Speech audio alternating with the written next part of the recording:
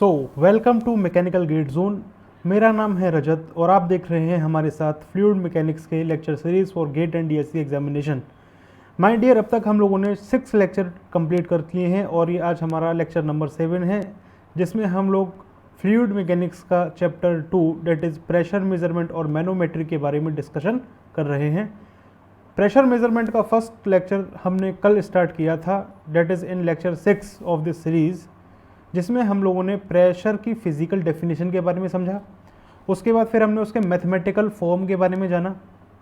फिर हमने डिस्कस किए थे टाइप्स ऑफ प्रेशर के बारे में, जिसमें हमने बताया था प्रेशर के वेरियस टाइप्स, जिसमें थे हमारे पास जैसे absolute pressure, gauge pressure, atmospheric pressure, right. और ये भी देखा था कि जो गेज प्रेशर है वो पॉजिटिव और नेगेटिव भी हो सकता है। फिर हमने एक थोड़े से क्वेश्चन सॉल्व किए थे उन बेसिक वाले, date is in case of pressure measurement. फिर हमने डिस्कशन किया था हमारे पास्कल लॉ के बारे में, और फिर हमने देखा था पास्कल लॉ का application, that is in case of hydrostatic lift.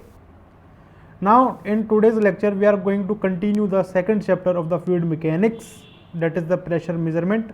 और आज के इस लेक्चर में हम लोग कवर करने जा रहे हैं क्या, हाइड्रोस्टैटिक लॉ।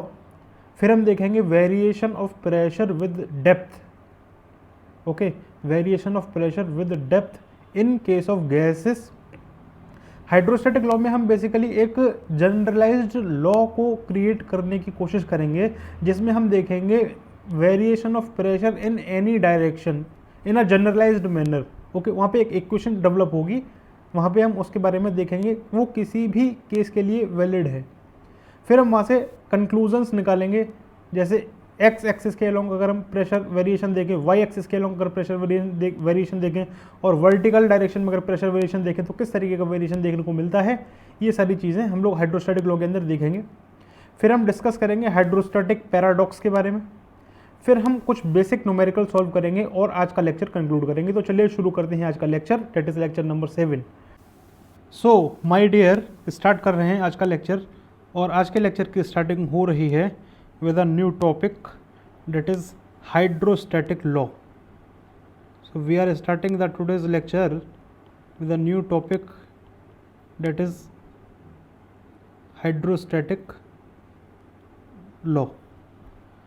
इस हाइड्रोस्टैटिक लॉ को समझने के लिए आप पहले ये समझे कि ये लॉ क्या बताता है।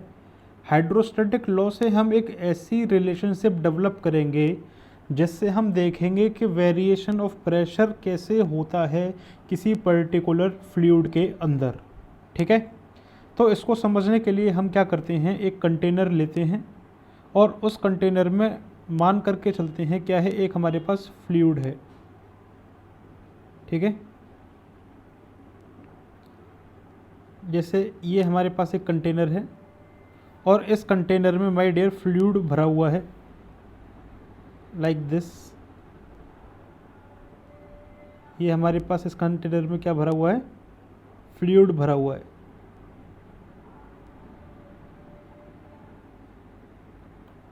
ठीक है। यहाँ पे भी हमको वही काम करना है जो काम हमने पास्कल लॉ को ड्राइव करने में किया था। क्या काम करना है, कंसीडर करना है एक fluid element inside this water body. ये जो हमारे पास वाटर है, इसके अंदर हम एक डिफरेंशियल फ्लूइड एलिमेंट को कंसीडर करेंगे, और इस बार जो हम लोग शेप लेंगे उसकी वो होगी पैरेललोपाइड, ठीक है। So we are going to consider a differential fluid element, और उसकी साइड को हम डिनोट करेंगे dx dy dz, ठीक है। तो हमने एक फ्लूइड एलिमेंट को कंसीडर किया माय डियर, और मैं इसको थोड़ा नीचे की तरफ बनाता हूँ यहाँ पे, ताकि बेटर तरीके से हम लोग इसको समझ पाएँ। तो देखिए, ये जो मैंने फ्लूइड एलिमेंट कंसीडर किया है, ये है पैरेललोपाइड, एक क्यूबॉइडल शेप का, लाइक दिस।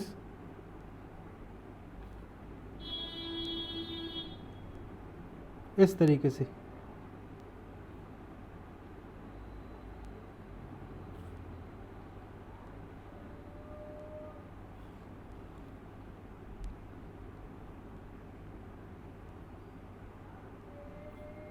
ठीक है।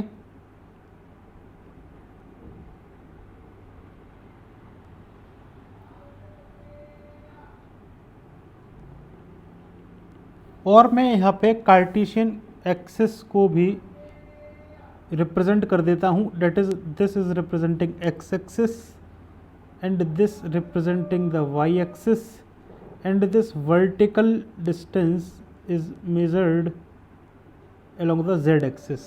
क्लियर? तो हमने यहाँ पे ये जो फ्लूइड एलिमेंट कंसीडर किया है ये है क्यूबॉइडल शेप का, और मैं इसके डायमेंशंस लिख देता हूँ यहाँ पे, that is this is let us say dx, this is let us say dy, and let us say this is dz। Clear? इस फ्लूइड एलिमेंट के सेंटर पे let us represent the center of this fluid element, that is with O. So let us assume that the pressure existing at the center as P। ठीक है, यहाँ पे बस अब आप ही देखते जाओ हम यहाँ पे क्या कर रहे हैं। हम यहाँ पे कंसीडर कर रहे हैं प्रेशर को P at the centre O। So let the pressure be P at the center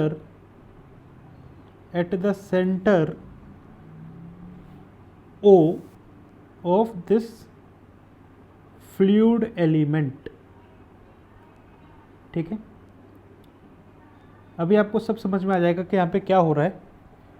तो माय डियर, एक हमने ये क्यूबॉइडल शेप का फ्लूइड एलिमेंट कंसीडर किया जिसकी साइड है dx dy dz, और उसके सेंटर पे जो प्रेशर एग्जिस्ट कर रहा था वो क्या कर रहा था P। ठीक है, तो सेंटर पे जो एग्जिस्ट कर रहा है प्रेशर, हर डायरेक्शन में सेम प्रेशर एग्जिस्ट करेगा according to the Pascal law, and let us say this pressure is P। Clear? My dear, इसके सेंटर से इस फ्लूइड एलिमेंट का एक वेट होगा और वो वेट वर्टिकली डाउनवर्ड डायरेक्शन में एक्ट करेगा, that is mg like this. Clear? हमको यहाँ पे इक्वेशन डेवलप करनी है ये बताने के लिए कि variation of pressure in different direction कैसे हो रहा है। ठीक है, तो माय डियर, ये जो हमने O जो लिया है बिल्कुल सेंटर पे लिया है, इसका मतलब ये है कि यहाँ से लेके यहाँ तक का डिस्टेंस dxy2 और यहाँ से लेके यहाँ तक का भी डिस्टेंस हमारे पास dxy2। इसी तरीके से ये O जो हमने लिया है यहाँ पे, ये O का लोकेशन y एक्सिस के लॉन्ग dy2 पे होगा, और इसी तरीके से ये O का लोकेशन z एक्सिस के लॉन्ग dzy2 डिवाइड करेगा। ठीक है, हम यहाँ पे ऐसा मान के चलते हैं, let us assume that as we are moving towards the positive x axis then pressure will going to increase with x, and if we are moving towards the negative x axis then pressure will going to decrease with x। ठीक है, और ऐसा ही हम लोग y में assume करके चलेंगे और ऐसा ही z के अलॉन्ग एज्यूम करके चलेंगे। ठीक है, तो यहाँ पे एक जनरलाइज्ड हम बात करें तो क्या होगा माय डियर, अगर हम बात करते हैं न्यूटन्स के सेकंड लॉ के बारे में, अगर हम बात करते हैं न्यूटन्स के सेकंड लॉ के बारे में, तो वो बताता है कि net force acting on a body will be equal to the mass into acceleration. ये होता है न्यूटन्स का सेकंड लॉ। क्लियर? ये हमने वेक्टर फॉर्म में लिखा है। अब किसी भी फ्लूइड एलिमेंट के अंदर जो मेजर फोर्सेस होते हैं, जो मेजर फोर्स किसी फ्लूइड एलिमेंट पे लगते हैं, वो कौन कौन से होते हैं? एक होता है हमारे पास प्रेशर फोर्स, जिसको हम लोग Fp से रिप्रेजेंट कर रहे हैं। प्रेशर फोर्स लगता है ड्यू टू द प्रेशर। एक होता है माय डियर ग्रेविटी फोर्स, जो कि होता है बॉडी की वेट की वजह से इन वर्टिकल डाउनवर्ड डायरेक्शन, और एक होता है माय डियर विस्कस फोर्स, और ये विस्कस फोर्स होता है ड्यू टू द मोशन। ठीक है, due to the shear resistance. ये विस्कस फोर्स जो होता है फ्लूइड एलिमेंट में होता है due to shear resistance. Clear? और ये होता है बराबर किसके, इनर्शियल फोर्स के, that is nothing but mass into acceleration. तो माय डियर ये जो जनरलाइज्ड इक्वेशन ये जो है ये है क्या, नेवियर्स स्टोक इक्वेशन। ये क्या है, नेवियर्स स्टोक इक्वेशन। ठीक है, हमने एक इसको, ये जनरलाइज्ड इक्वेशन तो नहीं है लेकिन हमने इसको वेक्टर फॉर्म में समझने के लिए लिख लिया है इस तरीके से। माय डियर अगर हम इस केस के अंदर, अगर हम इस नेवियर्स स्टोक इक्वेशन के अंदर विस्कस फोर्स को निगलेक्ट कर देते हैं, अगर हम इसको विस्कस फोर्स को निगलेक्ट कर देते हैं तो ये इक्वेशन कन्वर्ट हो जाती है किसमें, that is pressure force plus gravity force is equals to inertial force. ठीक है, ये कन्वर्ट हो जाती है इस इक्वेशन में, और ये जो इक्वेशन निकल करके आती है इसको हम लोग बोलते हैं क्या, यूलर्स इक्वेशन। ठीक है, इसको हम लोग क्या बोलते हैं, यूलर्स इक्वेशन। क्लियर है।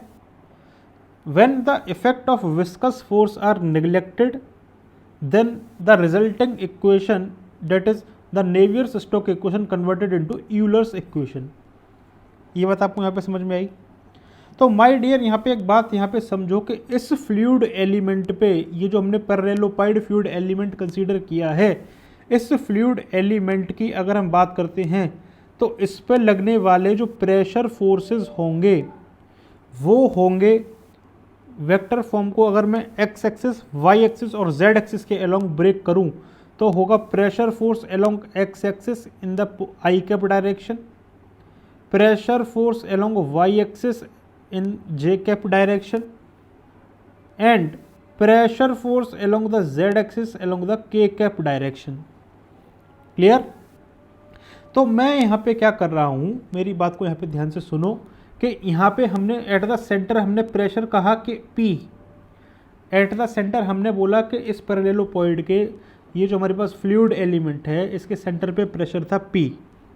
ठीक, इधर से इधर जाने पर टूवर्ड्स राइट जाने पे pressure is increasing with respect to x and if we are moving towards the left portion then pressure is going to decrease with respect to x. तो लेट अस से कि यहाँ से जब हम right वाली face पे आते हैं, यहाँ से जब हम राइट वाली फेस पे आते हैं तो इस फेस पे लगने वाला जो प्रेशर होगा वो होगा लेट अस से P तो सेंटर पे था और टूवर्ड्स राइट जब हम जा रहे हैं तो प्रेशर इंक्रीज हो रहा है, तो लेट अस से कि ये जो प्रेशर इंक्रीज होके वो that is del P by del x into this d x by two. ये कहाँ से आया है, ये आया है मैथमेटिक्स के टेलर सीरीज एक्सपेंशन से। उसकी ज़रूरत नहीं है, बस आप इसको ऐसे याद रखें, with respect to del x, with respect to x जो प्रेशर में इंक्रीमेंट हुआ वो हुआ इतना। अब ये प्रेशर इस फेस पे, इस वाली फेस पे जो फोर्स एक्सर्ट करेगा वो कितना करेगा, ये pressure into this area that is d Y D z, d Y D z. इसी तरीके से माय डियर अगर हम प्रेशर देखें towards the left face, towards the left face, तो वो प्रेशर इस फेस पे लग रहा होगा इस तरीके से। सेंटर पे प्रेशर P था, सेंटर से dx डिस्टेंस लेफ्ट की तरफ चलेंगे तो प्रेशर के अंदर जो डिक्रीमेंट हुआ वो हुआ P minus del P by del x dot d x by two. ठीक है, ये प्रेशर एक्ट करेगा इस वाले सरफेस पे, तो इस सरफेस पे लगने वाला जो प्रेशर फोर्स हुआ वो हुआ magnitude of pressure into area of this surface that is nothing but d Y D z. Clear. तो अगर आप यहाँ पे देखो, मैं यहाँ पे जनरलाइज्ड एफ पी एक्स की अगर बात करूँ तो एफ पी एक्स की अगर हम बात कर रहे हैं तो एफ पी एक्स क्या होगा, कार्टेशियन कोऑर्डिनेट सिस्टम के अकॉर्डिंग चलेंगे, पॉजिटिव डायरेक्शन में लगने वाले फोर्सेस को प्लस से काउंट करेंगे, नेगेटिव डायरेक्शन में लगने वाले फोर्सेस को माइनस से काउंट करेंगे। तो यहाँ पर ये वाला फोर्स किया जाएगा प्लस साइन के साथ काउंट और ये वाला फोर्स किया जाएगा नेगेटिव साइन के साथ काउंट। तो यहाँ पे लगने वाले जो फोर्सेस होंगे वो कितने होंगे, P minus del P by del x dot d x by two into d Y D Z minus P plus del P by del x into d x by two into d Y D z. My dear, जब आप इसको further solve करेंगे तो यहाँ से आपको देखने को मिलेगा क्या कि P d Y D Z minus del P by del x dot d x D Y D Z divided by two minus of P d Y D Z minus of del P by del x into d x by two d Y D Z. तो my dear, यहाँ से देखिए ये दोनों जो force हैं ये cancel हो गए, तो बचा हुआ क्या पोर्शन आया, जब आप इसको और इसको एक साथ लिखोगे तो ये निकल कर के आएगा, that is minus of del P by del x dot d x D Y D z, ये निकल कर के आया एफ पी एक्स। इसी तरीके से जब आप मेज़रमेंट करेंगे इस फेस के अलोंग, इस फेस के अलोंग, और फिर ये वाली फेस है इसके अलोंग, और इसके पीछे वाली फेस जो है ये वाली, तो आप इस तरीके से सेम मैनर में एफ पी वाई को लिख सकते हैं minus of del P by del y dot d x D Y D z, और इसी तरीके से एफ पी जेड को लिख सकते हैं that is minus of del P by del z dot d x D Y D z. हम लोगों को पता है कि जो प्रेशर फोर्स है, ये प्रेशर फोर्स इस तरीके से वेक्टर फॉर्म में लिखा जा सकता है, ठीक है। तो जब ये सारी चीज़ें हम एक साथ लिखेंगे माय डियर, तो देखो तीनों में d x D Y D z का जो मल्टीपल है ये कॉमन है और एक स्केलर क्वांटिटी है, तो इसको बाहर लिखा जा सकता है। तो यहाँ पे हम क्या लिख रहे हैं, इसको सीधा सीधा इस फॉर्म में लिख दे रहे हैं,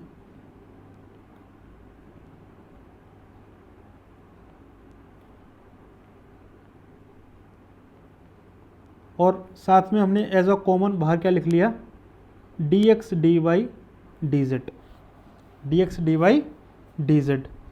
यहाँ पे एक बात देखिए, नेगेटिव साइन को मैं कॉमन ले लेता हूँ, इसको मैं लिखता हूँ इस तरीके से, del y by del x of I cap plus del y by del y of J cap plus ये जे कैप है plus del y by del z of के कैप। साथ ही में ये जो प्रेशर है वो ये है इस तरीके से, और ये D x D Y D Z is nothing but the volume of this parallelopiped. तो ये जो वॉल्यूम होगा इस पैरेललोपॉइड का डी वी, ये होगा D x D Y D Z. तो आप यहाँ पे देखो ये D x D Y D Z को मैंने लिख लिया volume of this parallelopiped that is D V. तो ये जो हमारे पास प्रेशर फोर्स इस पैरेललोपॉइड के ऊपर लगता हुआ दिखा, वो दिखा ये, ठीक। आई होप समझ में आ रहा है। तो ये हमारे पास दिखा। तो ये जो इक्वेशन है, लेट अस से कि ये इक्वेशन है इक्वेशन नंबर फर्स्ट। तो ये वाली जो इक्वेशन थी ऊपर वाली, हम बात कर रहे हैं विस्कस फोर्स का इफेक्ट निगलेक्ट करके, तो उस इसको मैं थोड़ा पॉइंट को छोटा करता हूँ। ये इक्वेशन हमारे पास आई यूलर्स इक्वेशन। यूलर्स इक्वेशन में हमने प्रेशर फोर्स देख लिया कि किस तरीके से निकल के आएगा। माय डियर, यहाँ पे आता है अब ग्रेविटी फोर्स। ग्रेविटी फोर्स की जब हम बात करेंगे तो देखो कैसे बात करेंगे। माय डियर, ग्रेविटी फोर्स जो होगा ये होगा mass of the body into acceleration due to gravity. लेकिन acceleration due to gravity vertical direction में लगता है, लेकिन मैं यहाँ पे एक जनरलाइज्ड मैनर में आपको दिखा रहा हूँ, इसलिए मैं यहाँ पे जी को एक एज अ वेक्टर दिखाऊंगा। माय डियर, मास को लिख सकते हैं एज अ डेंसिटी इनटू वॉल्यूम, और ये मास किसका है, इस फ्लूइड एलिमेंट का है। इस फ्लूइड एलिमेंट का मास है। ठीक है, इस बात को आप समझें। तो यहाँ पे इस फ्लूइड एलिमेंट के मास को हम लिख सकते हैं density into volume of this fluid element, और साथ में लिखा जाएगा एक्सेलरेशन ड्यू टू ग्रेविटी का एक वेक्टर। ठीक है, अब यहाँ पे देखिए कि ये हमारे पास है एक्स एक्सिस, ये हमारे पास है वाई एक्सिस, और ये हमारे पास है जेड एक्सिस। ये जेड एक्सिस क्या है, वर्टिकल डायरेक्शन है, और ये एक्स वाई क्या है, एक प्लेन को रिप्रेजेंट कर रहा है। और यहाँ पे अगर हम बात करते हैं वेट की, तो जो वेट है वो नेगेटिव डाउनवर्ड डायरेक्शन में एक्ट करता है। मतलब अगर ग्रेविटी ई का जो वेक्टर हमने ये दिखाया है, अगर हम इसको रिप्रेजेंट करना चाहें तो इसका कोई भी component I cap x direction में नहीं होगा, कोई भी कंपोनेंट वाई डायरेक्शन में नहीं होगा, लेकिन हाँ जेड डायरेक्शन में माइनस जी, सॉरी एक सेकेंड, नेगेटिव जेड डायरेक्शन में इस बॉडी के ऊपर लगने वाले फोर्स एम जी होंगे। ठीक है, तो यहाँ पे जो एक्सेलरेशन जो लग रहा है जेड डायरेक्शन में वो लग रहा है जी इन माइनस के कैप डायरेक्शन। ठीक है, इस बात को समझो। तो ये हुआ क्या, जी इन माइनस के कैप डायरेक्शन।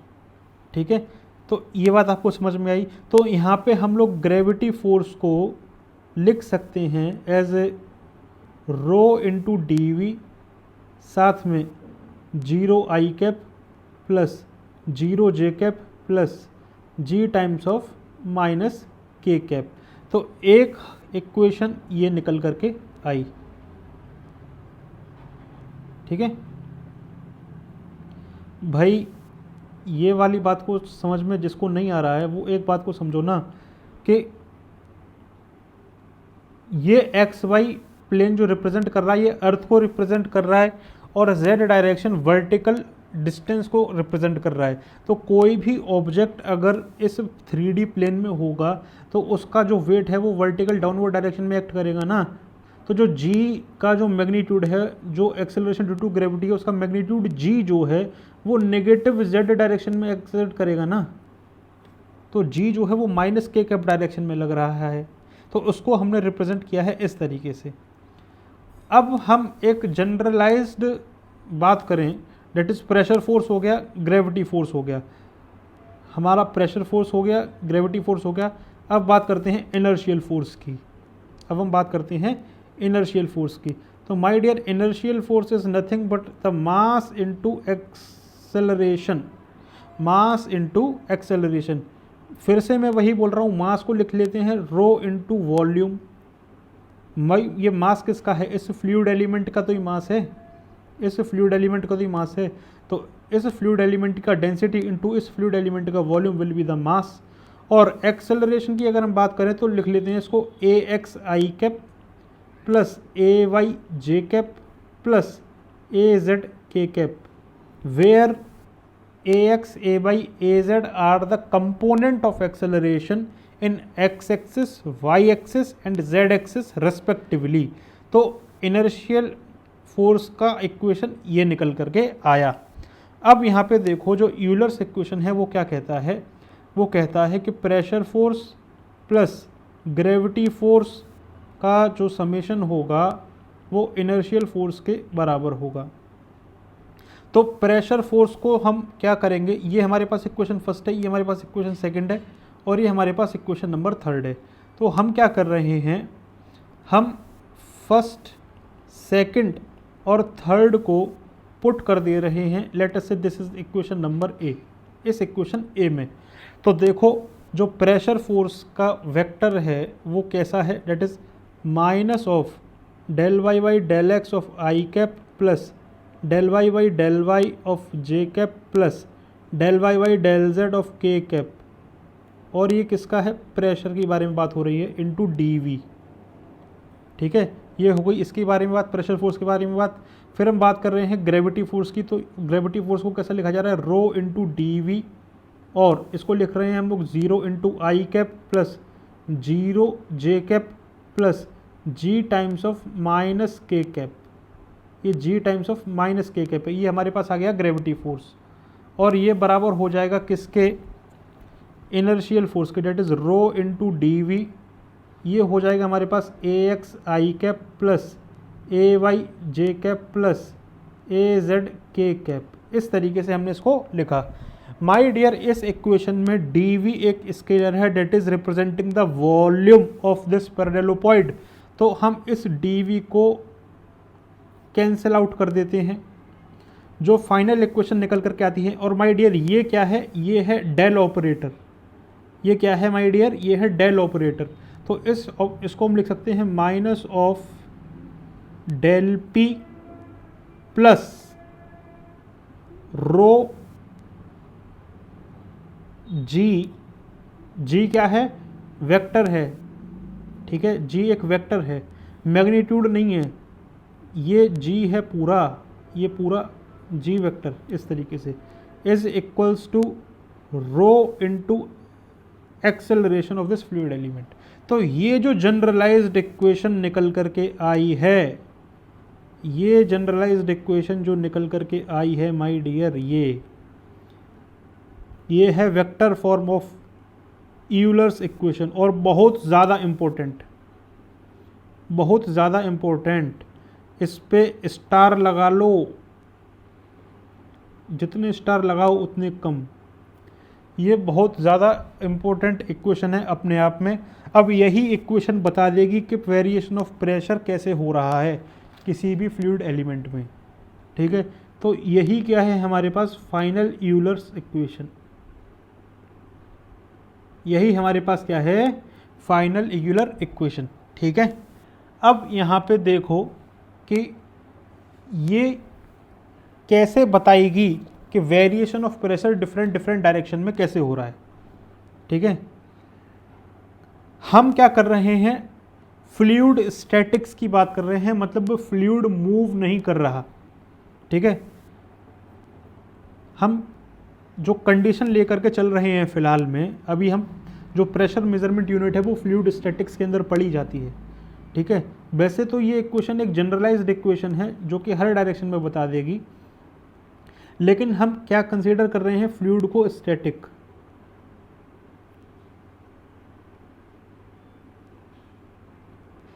स्टैटिक फ्लूइड के केस में क्या होगा माय डियर, एक्सेलरेशन जो होगा वो हो जाएगा ज़ीरो, एक्सेलरेशन जो होगा वो हो जाएगा ज़ीरो।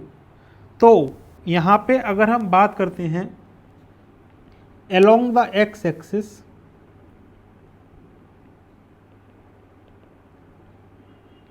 अलोंग एक्स एक्सिस की अगर हम बात करें तो सिर्फ हम एक्स एक्सिस वाले कंपोनेंट देखेंगे। तो जो प्रेशर फोर्स की वजह से जो एक्स कंपोनेंट आ रहा है वो आ रहा है minus of del P by del x of I cap. Gravity force की वजह से जो आएगा वो आएगा rho into zero I cap. और साथ में अगर मान लो कोई एक्सेलरेशन होता, अगर मान लो कोई एक्सेलरेशन होता एक्स डायरेक्शन में, तो क्या होता, ए एक्स होता। तो ये निकल करके आती फॉर एक्स एक्सिस, सिर्फ एक्स एक्सिस की बात की है, ठीक है, सिर्फ एक्स एक्सिस की बात की है। लेकिन हमने क्या कहा कि फ्लूइड क्या है, स्टैटिक कंडीशन में है, मतलब एक्सेलरेशन क्या होगा, एक्स डायरेक्शन में ज़ीरो होगा। Acceleration due to gravity X direction में नहीं है। तो आप यहाँ से देखिए ये निकल करके आया del P by del X is equals to zero, which means that there is no variation of pressure in X direction in case of static fluid, ठीक है। in case of static fluid there will be no variation of pressure in the x direction। तो इस beaker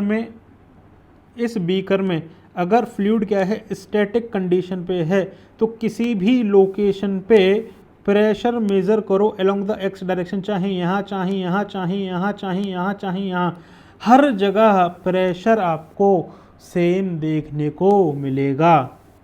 कैसा देखने को मिलेगा, same देखने को मिलेगा, ठीक है। इसलिए in a given distance D X the pressure change is zero, ये बताता है ये वाली लाइन जो यहाँ पे हमने नीचे लिखी है। इसी तरीके से माय डियर अगर हम बात करते हैं अलोंग वाई एक्सिस, अगर हम बात करें अलोंग वाई एक्सिस, तो यहाँ देखो क्या हो रहा है। अलोंग वाई एक्सिस की बात करते हैं तो minus of del P by del Y J cap plus rho into zero of J cap, क्योंकि ग्रेविटी जो है वाई एक्सिस में एक्ट नहीं कर रही। अगर एक्सेलरेशन वाई डायरेक्शन में होता तो कुछ ए वाई उसका कंपोनेंट होता, लेकिन हम बात कर रहे हैं स्टैटिक फ्लूइड की, तो देखो acceleration in Y direction is zero. तो यहाँ से भी ये बात निकल करके आती है कि प्रेशर का variation del P by del Y जो आ रहा है ये आ रहा है ज़ीरो, मतलब प्रेशर का variation with respect to Y भी नहीं होगा, विद रिस्पेक्ट टू वाई भी नहीं होगा। ये बात क्या बताता है? ये बात ये बताता है माय डियर, अगर आप इस कंटेनर को एज अ 3D में बनाओ, अगर आप इस कंटेनर को एक 3D रिप्रेजेंटेशन में बनाने की कोशिश करो, तो ये हमारे पास एक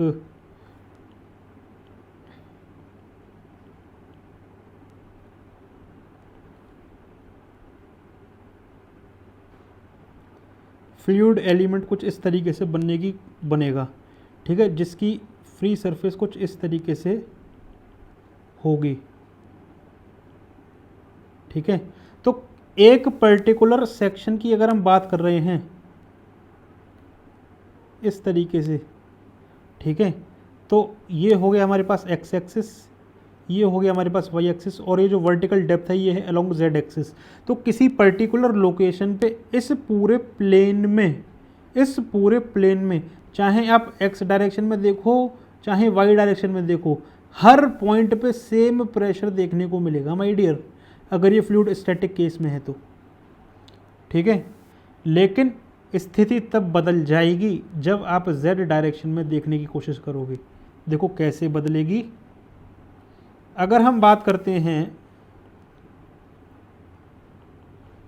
अलोंग जेड एक्सिस, अब जेड एक्सिस के अलोंग कहानी कुछ बदल जाएगी। क्यों बदलेगी यहाँ पे देखना, ये हमने लिखा minus of del P by del Z के कैप प्लस रो, यहाँ पे अब एक्सेलरेशन ड्यू टू ग्रेविटी आ जाएगा नेगेटिव जेड डायरेक्शन में, तो ये यूनिट वेक्टर जो होगा ये आ जाएगा माइनस ऑफ के कैप, एंड ये आ जाएगा rho acceleration of body in Z direction along K cap.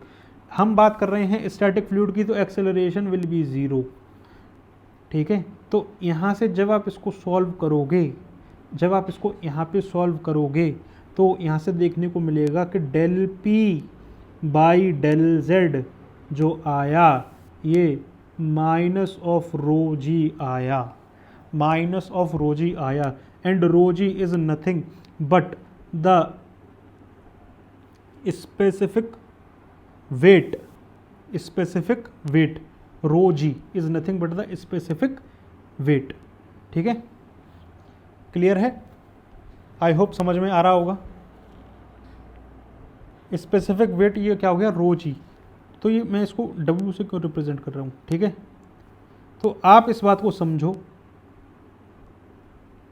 कि ये चीज़ यहाँ पे निकल करके आई, मतलब ये है कि अगर आप विद रेस्पेक्ट टू जेड, मतलब वर्टिकल डायरेक्शन में प्रेशर का वेरिएशन देखोगे, तो ये वेरिएशन कुछ इस तरीके का मिलेगा। डेट इज़ जो प्रेशर है ये चेंज होगा with respect to Z direction, और जो प्रेशर और जेड डायरेक्शन के बीच का जो स्लोप है that is the change in pressure with respect to Z, जो होगा ये होगा स्पेसिफिक ग्रेविटी के बराबर, स्पेसिफिक ग्रेविटी के बराबर। और ये जो इक्वेशन निकल करके आई इसकी वैलिडिटी दोनों तरीके के फ्लूइड्स के लिए है, चाहे कंप्रेसिबल फ्लूइड हो चाहे इनकम्प्रेसिबल फ्लूइड हो। अब यहाँ पे एक बात का ध्यान रखना है कि डेल जेड की जब हम यहाँ पे बात कर रहे हैं, जब भी मेज़रमेंट की बात करेंगे किसी गिवन डेप्थ पे, तो ये डी जेड जो है हमेशा साइन के साथ कंसीडर किया जाएगा। रेफरेंस लाइन से आप किस डायरेक्शन में फोर्स प्रेशर वेरिएशन मेज़र कर रहे हो ये डिपेंड करता है डी जेड का साइन, ठीक है। डी जेड जो है कुल मिलाकर के साइन के साथ कंसीडर किया जाएगा। अभी आपको पता चल जाएगा कैसे। तो यहाँ पे जो एक बात निकल कर के आई वो ये, the variation of pressure in vertical direction in a fluid is directly proportional to the specific weight that is gamma.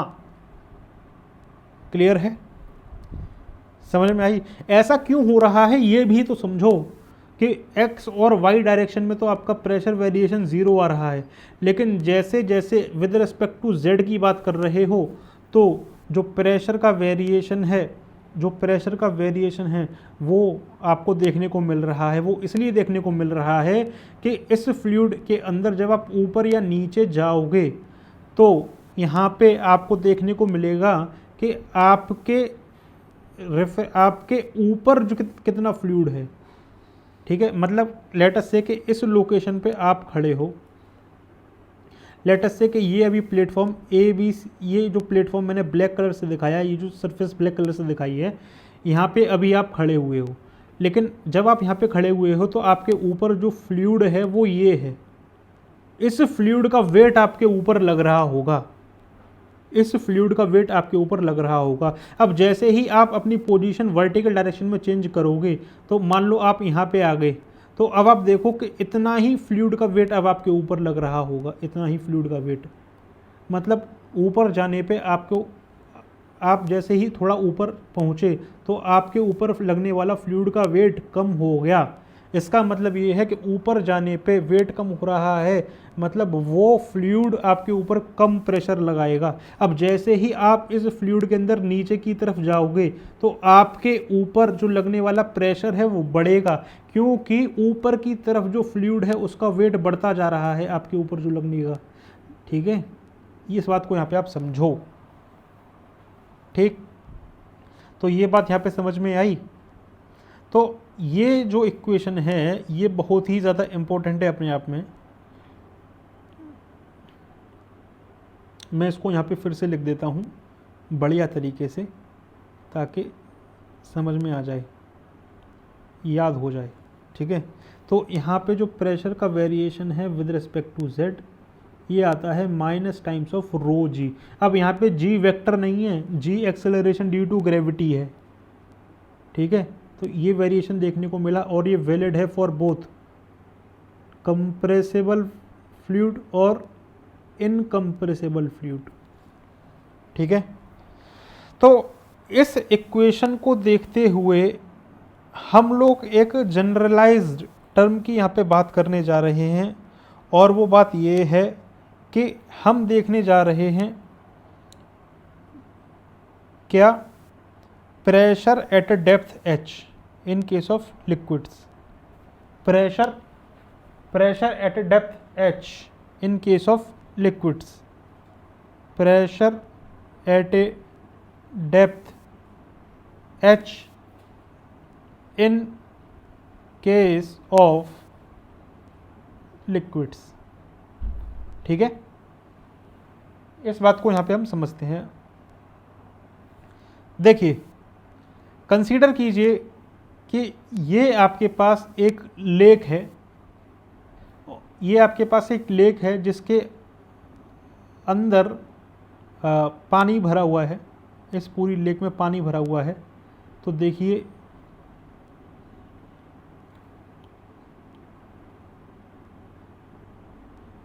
ये देखिए,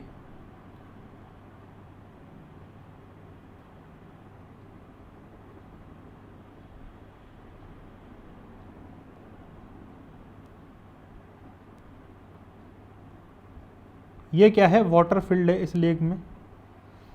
माय डियर, इस लेक के ऊपर ये लेक के अंदर जो वाटर फील्ड है ये है स्टैटिक कंडीशन में। ठीक है, फ्लो नहीं कर रहा है, स्टैटिक कंडीशन में है।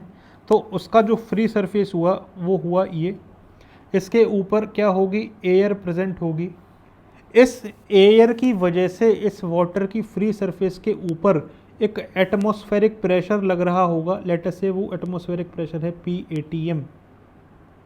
ठीक है, किसी पर्टिकुलर डेप्थ, हम इस लेक के अंदर किसी particular point eight a depth of h from the free surface अगर हम बात करते हैं किसी पर्टिकुलर पॉइंट, लेटर से ये पॉइंट ए है, ये पॉइंट ए इस लेक के फ्री सरफेस से h डिस्टेंस की गहराई पे है, तो इस पॉइंट ए पे लगने वाला फोर्स जो हम बात करेंगे वो कैसे करेंगे, वो यहाँ पे देखिए।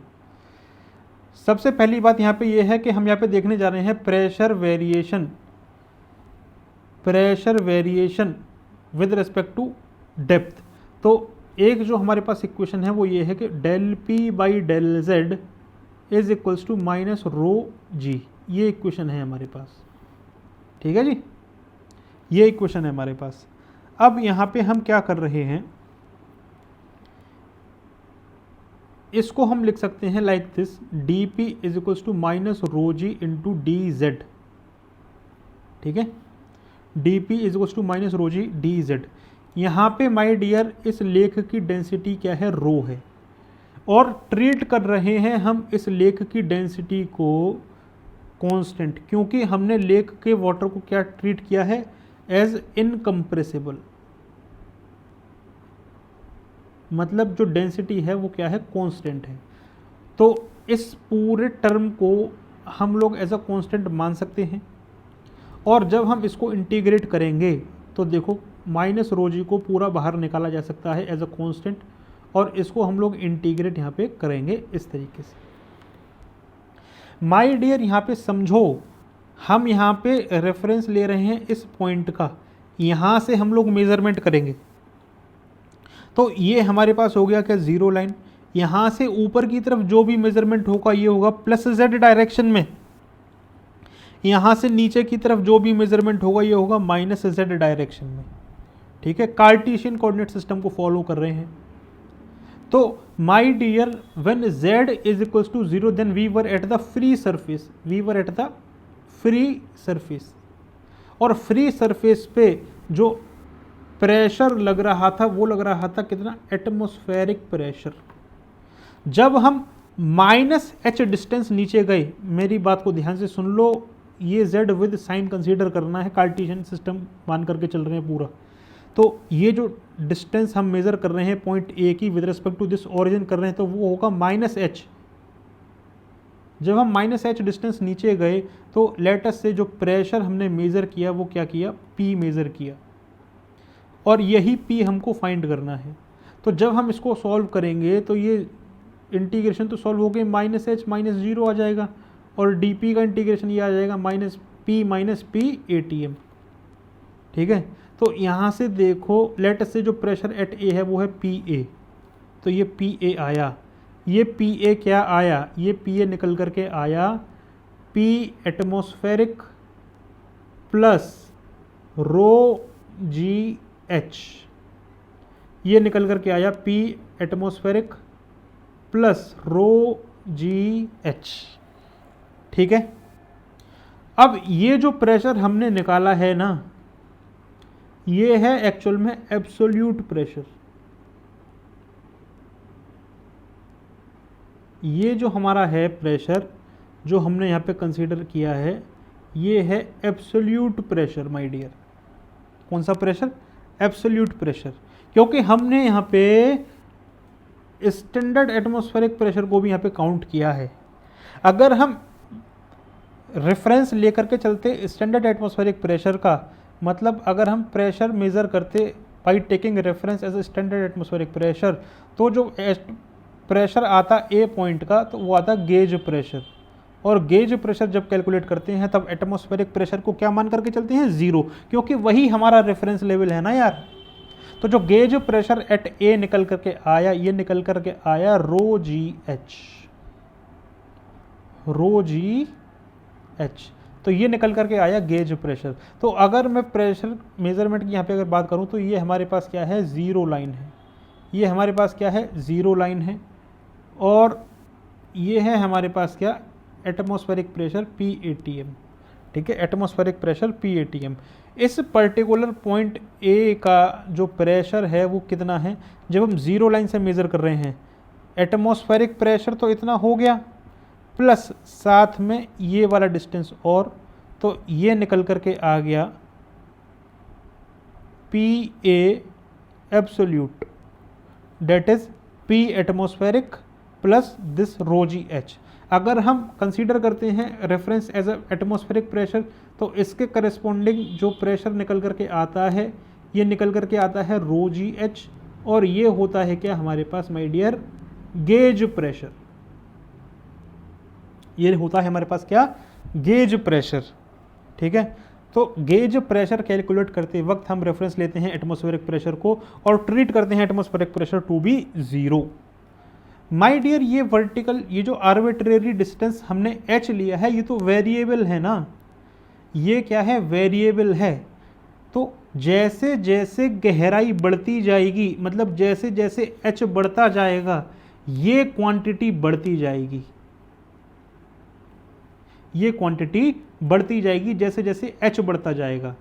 तो कहने का मतलब ये है कि जैसे हम वर्टिकली डाउनवर्ड डायरेक्शन में मूव करेंगे in a fluid, in case of liquid, ठीक है, जब हम वर्टिकल डाउनवर्ड डायरेक्शन में मूव करेंगे इन केस ऑफ फ्लूइड, इस डायरेक्शन में जब हम मूव करेंगे, whenever we are moving vertically downward direction in case of fluid, the pressure will going to increase. You can observe by this equation, that is if h is going to increase when we are moving vertical downward direction, the pressure will going to increase.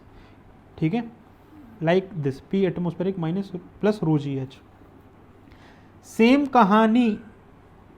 कहानी अगर हम बात करते किसके बारे में, same कहानी अगर दोहराई जाती ऊपर जाने के बारे में, मतलब अगर हम बात करते whenever we are moving vertically upward in a fluid, तो प्रेशर माय डियर डिक्रीज करता, और प्रेशर डिक्रीज कैसे करता, P A T M minus rho G H.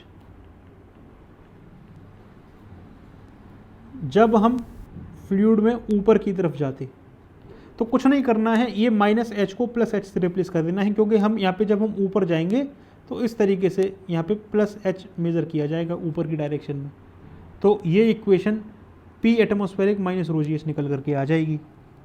तो दो चीज़ें याद रखनी है, जब भी हम फ्लूइड में वर्टिकल डाउनवर्ड डायरेक्शन में जाएंगे तो प्रेशर बढ़ेगा, जब भी हम फ्लूइड में वर्टिकली अपवर्ड डायरेक्शन में जाएंगे तो प्रेशर घटेगा। वो क्यों घट रहा है, वो इसलिए घट रहा है,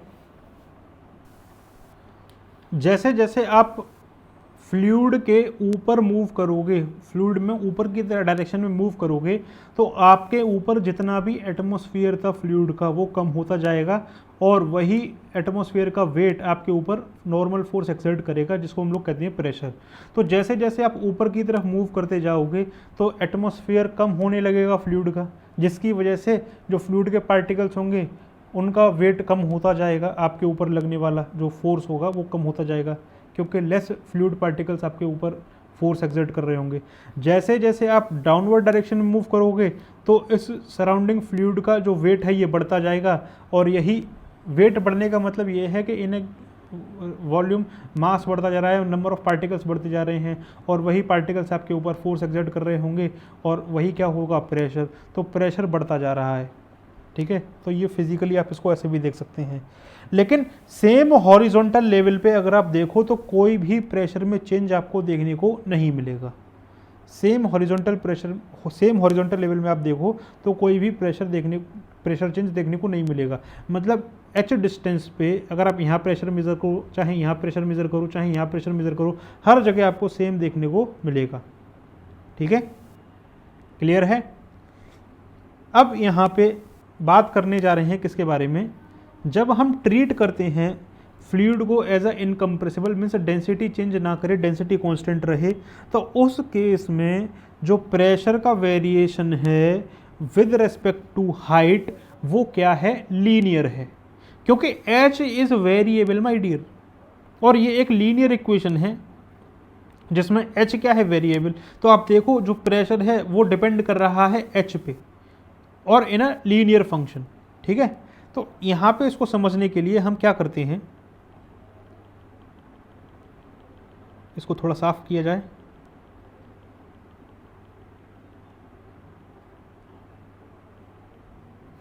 देखो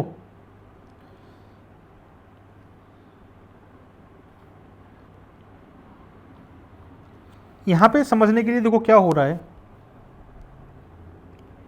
कि अगर मैं यहाँ पे एक ऐसे लाइन ड्रॉ करूँ, ठीक है, तो यहाँ से लेके नीचे आने तक, that is from the free surface और यहाँ तक ए पॉइंट तक आने तक, ये जो प्रेशर आपको दिख रहा है, ये क्वेश्चन दिखा रही है ये वाली। तो आप यहाँ देखो कि ऊपर से लेके नीचे तक आने में at a given location H, ये एटमॉस्फेरिक प्रेशर तो एज अ कांस्टेंट रहा ना माय डियर। तो ये एटमॉस्फेरिक प्रेशर जो कांस्टेंट रहा, ये एटमॉस्फेरिक प्रेशर कांस्टेंट, ये दिखाएंगे हम लोग लाइक दीज लाइंस, ये दिखा रही हैं कांस्टेंट एटमॉस्फेरिक प्रेशर।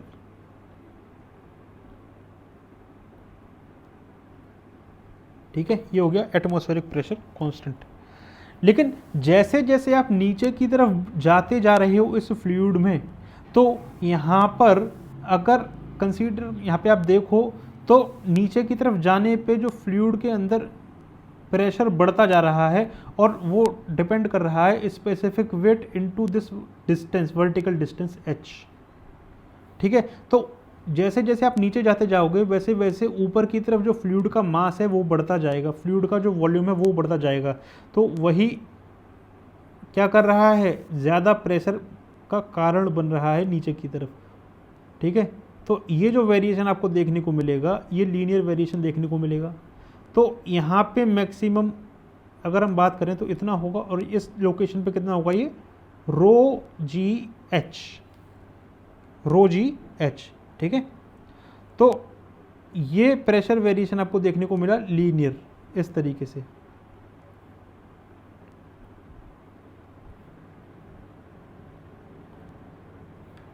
ठीक है, अगर हम इतने प्रेशर को ज़ीरो एज्यूम कर लें, मतलब गेज स्टडी करें, तो हमारा जो प्रेशर डिस्ट्रीब्यूशन बनता है वो इस तरीके का बनता है, ट्रायंगुलर शेप का। अगर हम एब्सोल्यूट प्रेशर की बात कर रहे हैं, तो जो प्रेशर का डिस्ट्रीब्यूशन है ये बन रहा है एक ट्रेपेजियम लाइक दिस, ये पूरा ट्रेपेजियम। ये समझ में आया? तो इस तरीके से हमने यहाँ पे देखा कि प्रेशर का वेरिएशन किस तरीके से होता है एक्स डायरेक्शन, वाई डायरेक्शन और डेप्थ के केस में। ठीक है, तो यहाँ से कुछ चीज़ें निकल करके आई, वो ये निकल करके आई, whenever we move vertically downward direction in a fluid the pressure will going to increase, whenever we move vertically upward direction in a fluid the pressure decreases, on the same horizontal level there is no change in pressure, and the variation of pressure with height in case of incompressible fluid is linear। ठीक है जी, तो ये चीज़ें यहाँ पे आपको समझ में आई। अब हम यहाँ पे डिस्कस करते हैं क्या, एक जनरलाइज्ड केस, एक डिस्कशन करते हैं किसका, जनरलाइज्ड केस का। और वो डिस्कशन क्या है, वो ये है कि कंसीडर करो कि आपके पास एक टैंक है माय डियर। मैं यहाँ पे एक बहुत ही अच्छे तरीके से यहाँ पे आपको बना करके समझाता हूँ कि कैसे हम लोग ये, और ये चीज़ें जो अभी आपको यहाँ पे दिखाई जाएंगी ये आपको इंटरव्यू में, जैसे बार्क वगैरह के इंटरव्यू होते हैं वहाँ पे बहुत ज़्यादा काम में आएगी। ठीक है, वैसे न्यूमेरिकल सॉल्व करने में तो न्यूमेरिकल तो सॉल्व हो जाएगा, लेकिन करेक्ट प्रेशर डिस्ट्रीब्यूशन बनाना हमको आना चाहिए। ठीक है, न्यूमेरिकल सॉल्व करने से ही कुछ नहीं हो जाएगा। अगर डायग्राम आप गलत बनाओगे तब भी देखो न्यूमेरिकल में आप आंसर ले आओगे बड़ी आसानी से, मैं बता दूंगा कैसे। लेकिन डायग्राम को बनाने का एक तरीका होता है, पूरी नॉलेज होनी चाहिए कि कैसे, कौन सी लाइन बड़ी बनेगी, कौन सी लाइन छोटी बनेगी और क्यों बनेगी, ये रीज़न पता होनी चाहिए। ठीक है, तो लेट अस से कि ये हमारे पास माय डियर क्या है, एक टैंक है। ठीक है, ये हमारे पास क्या है, एक टैंक है। अब यहाँ पे क्या हो रहा है माय डियर, यहाँ पे मैं 3 लेयर्स दिखाता हूँ, लेट अस से लाइक दिस। ठीक,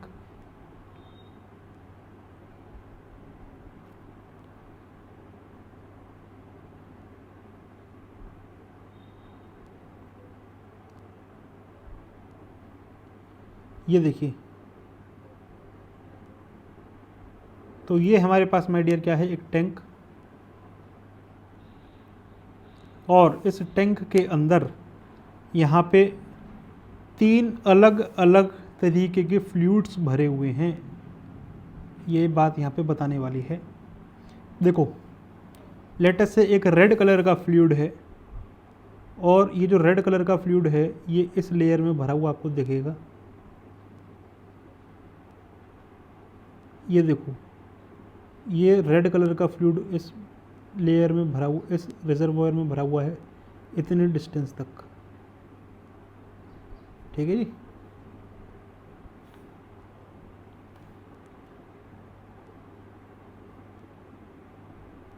ये रेड कलर का फ्लूइड है माय डियर।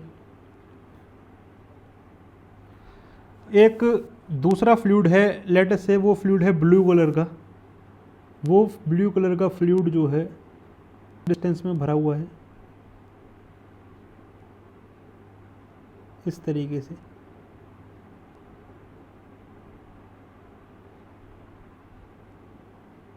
ठीक है, लाइक दिस।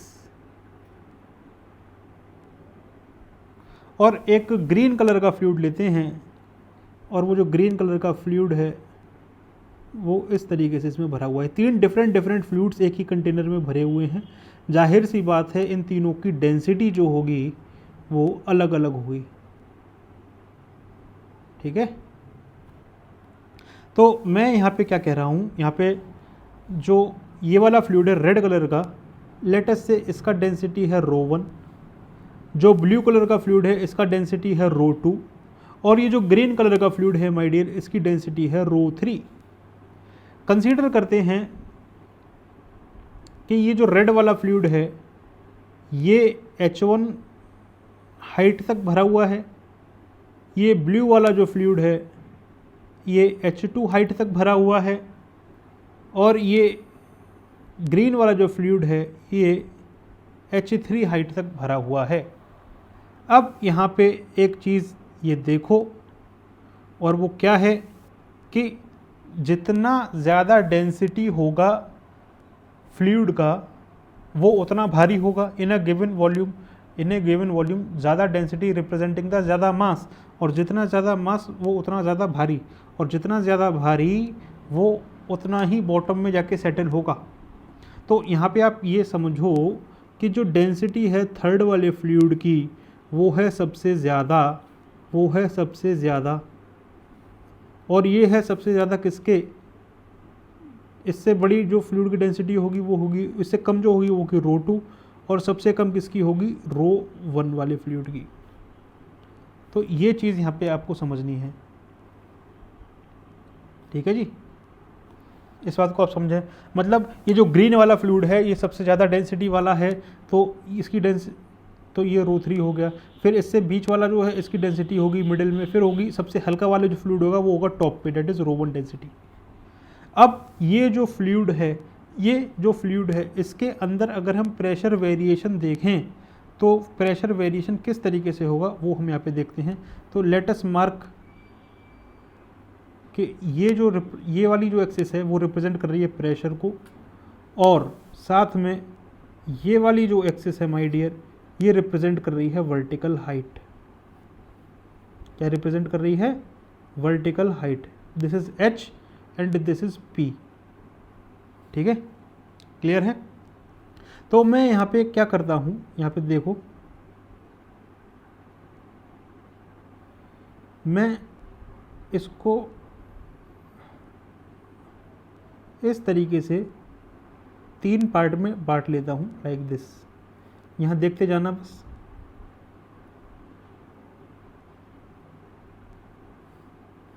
ठीक है,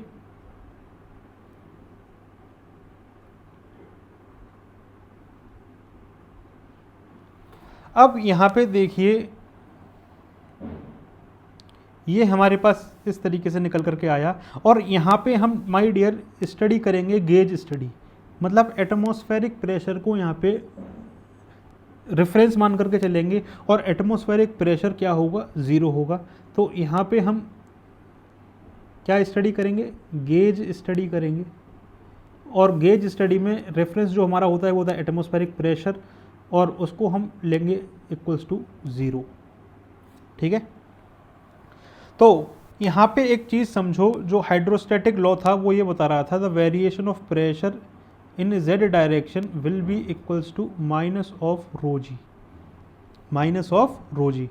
ठीक है, तो इसका मतलब ये हुआ माय डियर, इसका मतलब ये हुआ कि अगर मैं इसका रेसिप्रोकल कर देता हूँ तो ये होगा D Z by D P is equals to -1 upon rho G, -1 upon rho G. ठीक है जी, ये हुआ। तो आप इस बात को समझो, ये जो D Z by D P है ये बता रहा है कि with respect to height pressure कैसे वेरी कर रहा है। ठीक है, तो D Z by D P is nothing but the slope of this curve, that is H versus P curve. H is representing the vertical height which is represented by along the Z axis. ठीक है, तो आप इस बात को यहाँ पे समझें, समझ में आ रहा है? ये चीज़ आपको समझ में आनी चाहिए। अब यहाँ पे देखिए क्या हो रहा है कि मैं यहाँ पे प्रेशर डिस्ट्रीब्यूशन की लाइंस आपको यहाँ पे बना के दिखाता हूँ, लेकिन उसको बनाने से पहले आप एक बात और समझिए, और वो बात ये है कि जितना ज़्यादा डेंसिटी होगा, मतलब जी तो यहाँ पे कांस्टेंट है, तो यहाँ से एक कंक्लूजन ये निकल सकता है कि जितना ज़्यादा डेंसिटी होगा फ्लूइड का, तो जो वेरिएशन है with respect to Z pressure का वो उतना ही कम होगा, मतलब स्लोप जो होगा वो उतना ही कम होगा। इस बात को आप समझ सकते हैं कि नहीं? ठीक है ना, तो वो जो स्लोप होगा वो कम होगा। तो ये चीज़ यहाँ पे मैं आपको समझाना चाह रहा था। तो अब यहाँ पे देखो, मैं कंसीडर कर रहा हूँ लाइक दिस, मैं इसको ले लिया रेफरेंस, डेट इज, और मैं यहाँ पे z को मेज़र कर रहा हूँ। z को मैं रिप्लेस कर सकता हूँ -h से, z को मैं रिप्लेस कर सकता हूँ -h से।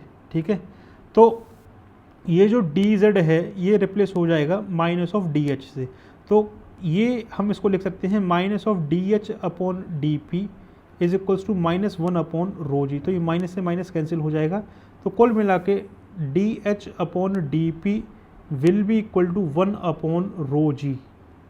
अब जितना ज़्यादा ये बढ़ेगा स्पेसिफिक वेट फ्लूइड का, जितना ज़्यादा स्पेसिफिक वेट बढ़ेगा उतना ही ये कम होगा। तो यहाँ पर अगर हम प्रेशर डिस्ट्रीब्यूशन की लाइंस यहाँ पे बनाएंगे तो कैसे बनाएंगे, यहाँ पे समझो। देखो यहाँ से हम स्टार्ट करना शुरू हुए, अब जैसे ही हम वर्टिकल डाउनवर्ड डायरेक्शन में जाएंगे तो हमको ये बात पता है कि जो प्रेशर है वो बढ़ने जा रहा है। यहाँ पे माय डियर ऊपर की तरफ एटमॉस्फेरिक प्रेशर होगा, हमने उसको 0 काउंट किया है क्योंकि हम गेज स्टडी को प्रेफरेंस दे रहे हैं। यहाँ पे क्वेश्चन के अंदर कभी भी जब आपसे बोले प्रेशर फाइंड करो तो हमेशा गेज प्रेशर निकालना, जब तक कि क्वेश्चन में ना बोला जाए कि एब्सोल्यूट प्रेशर निकालो। अगर वो एब्सोल्यूट प्रेशर में इंटरेस्टेड होगा तो वो 110% वहाँ पर नोट करके देगा कि find the absolute pressure. If he is asking simply to calculate the pressure then we will going to consider the gauge study, means हमको सिर्फ और सिर्फ गेज प्रेशर से मतलब होना चाहिए। ठीक है, तो यहाँ पे देखो माय डियर, जैसे जैसे हम लोग वर्टिकली डाउनवर्ड डायरेक्शन में रेड फ्लूइड के अंदर जाएंगे तो यहाँ पे हमको प्रेशर का वेरिएशन देखने को मिलेगा लीनियर, लेकिन वो जो प्रेशर का वेरिएशन हमको देखने को मिलेगा वो इस डिस्टेंस से इस डिस्टेंस तक देखने को मिलेगा लीनियर।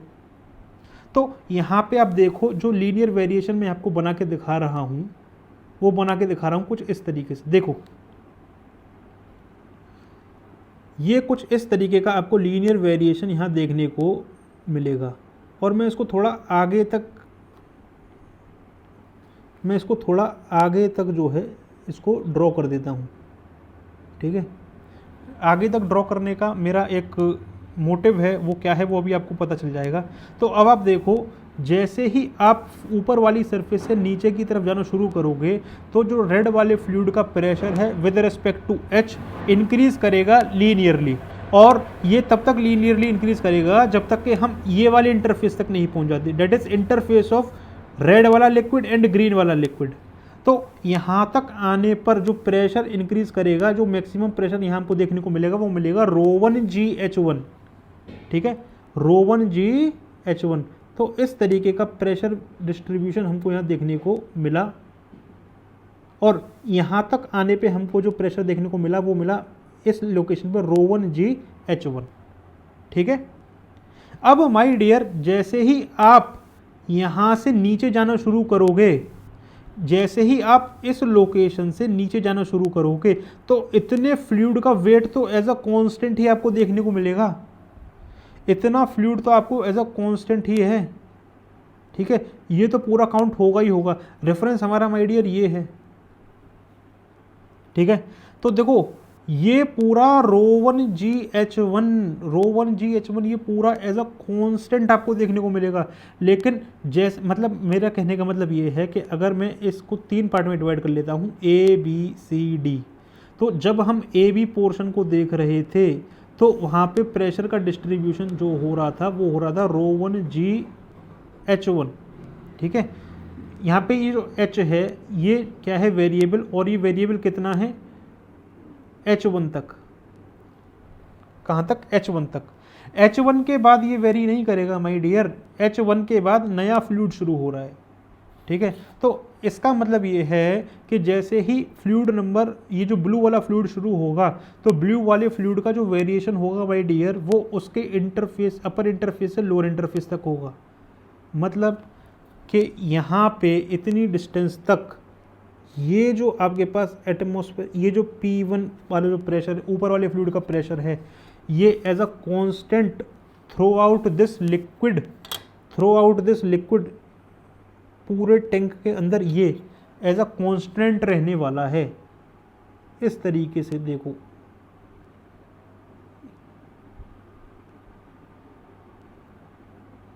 ये देखो, ये पूरा एज अ कांस्टेंट रहने वाला है यहाँ तक। तो इतना जो ये डिस्टेंस है, दैट इज़ ये जो प्रेशर है, ये कितना है, ρ1GH1। लेकिन माय डियर जब आप B से C की तरफ जाओगे तो आप देखोगे कि जो ब्लू वाला फ्लूइड है, ये जो ब्लू वाला फ्लूइड है, इसके रेस्पेक्ट में जब आप प्रेशर वेरिएशन देखोगे तब आपको देखने को मिलेगा क्या, लीनियरली इंक्रीजिंग। लेकिन एक बात यहाँ पे ये समझ में आनी चाहिए कि जो डेंसिटी है वो ब्लू वाले फ्लूइड की ज़्यादा है, that is density of ρ2 is greater than density of ρ1। तो जितनी ज़्यादा ये डेंसिटी होगी उतना ही कम इसका क्या होगा, स्लोप होगा माय डियर, उतना ही कम इसका क्या होगा, स्लोप होगा। तो जितनी ज़्यादा डेंसिटी उतना ही कम क्या, स्लोप। समझ में आई बात समझ में आई कि नहीं आई, ये बताइए। तो यहाँ पे मैं आपको एक जनरल रिलेशन यहाँ पे आपको दिखा देता हूँ। ये जो हमारे पास रिलेशनशिप आई थी, that is DH/dP is equals to 1/ρg। मतलब जितना ज़्यादा डेंसिटी होगा उतना ही कम क्या होगा माय डियर, स्लोप होगा। तो यहाँ पे अगर डेंसिटी का वेरिएशन है कुछ इस तरीके से, that is ρ3 is greater than ρ2 is greater than ρ1, तो इसका मतलब ये है माय डियर कि DH/dP of the third fluid will be least.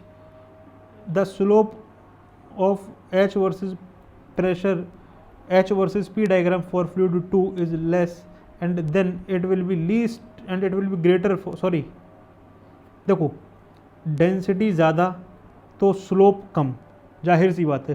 तो ρ3 का सबसे ज़्यादा डेंसिटी, तो उसका स्लोप जो होगा H वर्सेस P डायग्राम का वो होगा सबसे कम। तो DH/dP for fluid number 3 is कम, then it will be greater for 2 and it will be greatest for fluid number 1।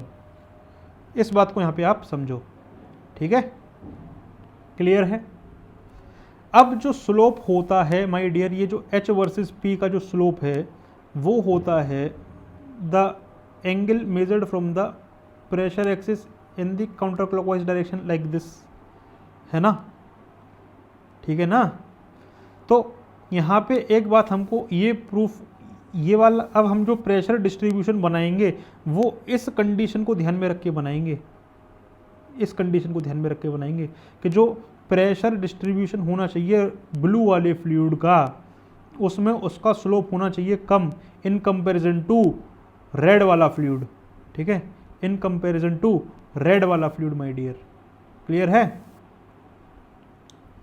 तो यही बात को सेटिस्फाई करने के लिए हम जब इसको बनाएंगे तो देखो, जब हम इसको बनाएंगे तो इसका स्लोप थोड़ा कम हमको दिखाना है, तो ये लाइन थोड़ी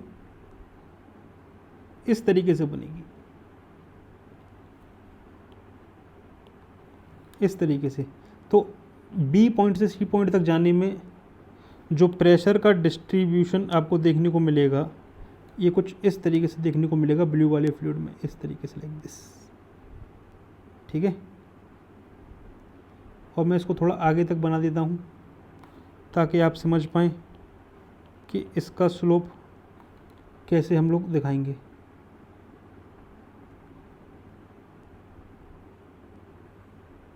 ठीक, तो यहाँ पे अब आप देखिए, ये जो वेरिएशन है प्रेशर का, ये कुछ इस तरीके से होगा, बी से सी तक लीनियर वेरिएशन लाइक दिस, ठीक है। अब जैसे ही आप सी से डी तक जाओगे, ये ρ1Gh1 तो साथ में था ही, अब साथ में बी सी वाले फ्लूइड का जो प्रेशर है ये एज अ कांस्टेंट काम करेगा और ये पूरे सी डी रीजन तक रहेगा। तो ये यहाँ पे अब ये चेंज नहीं देखने को मिलेगा, यहाँ पे अब हमको चेंज देखने को नहीं मिलेगा।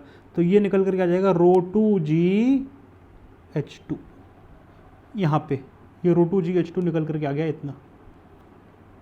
अब जैसे ही आप सी से डी में मूव करोगे, जैसे ही आप सी से डी में मूव करोगे तो इसका स्लोप और कम होगा क्योंकि इसकी डेंसिटी सबसे ज़्यादा है। जब इसकी डेंसिटी सबसे ज़्यादा है माय डियर, तो इसको हम थोड़ा और कम स्लोप का बनाएंगे। तो ये कुछ इस तरीके से यहाँ पे आपको देखने को मिलेगा लाइक दिस। और यहाँ से आप देखिए ये वेरिएशन कुछ इस तरीके से यहाँ देखने को मिलेगा। और ये जो आएगा, ये आएगा ρ3Gh3। तो अगर कोई पूछे कि डी पॉइंट पे कितना प्रेशर लग रहा होगा टोटल, तो वो होगा ρ1Gh1 plus ρ2Gh2 plus ρ3Gh3, ये पूरा प्रेशर। तो इस तरीके से हम लोग प्रेशर डिस्ट्रीब्यूशन देखते हैं, ठीक है। इस तरीके से प्रेशर डिस्ट्रीब्यूशन डायग्राम यहाँ पे हमको देखने को मिलता है। तो आई होप आपको ये समझ में आया होगा माय डियर। अब हम एक पर्टिकुलर छोटा सा केस और डिस्कस करते हैं, और वो केस क्या है? वो केस है कि अब तक हमने ट्रीट किया था फ्लूइड को एज अ इनकम्प्रेसिबल, लेकिन फ्लूइड कंप्रेसिबल हो तब भी हम क्या कर सकते हैं, इस क्वेश्चन को सॉल्व कर सकते हैं। इस तरीके के क्वेश्चन जब आएंगे, कैसे कि लेट अस से कि ये एक पर्टिकुलर टैंक है, स्टैटिक फ्लूइड इसके अंदर है, ठीक है, और इसका जो लेवल है ये है h, लेकिन इस टैंक के अंदर जो फ्लूइड है इसका डेंसिटी कांस्टेंट नहीं है। इसके अंदर जो फ्लूइड है इसका डेंसिटी कांस्टेंट नहीं है, और वो फंक्शन है किसका, z का। ये जो फंक्शन है किसका, z का।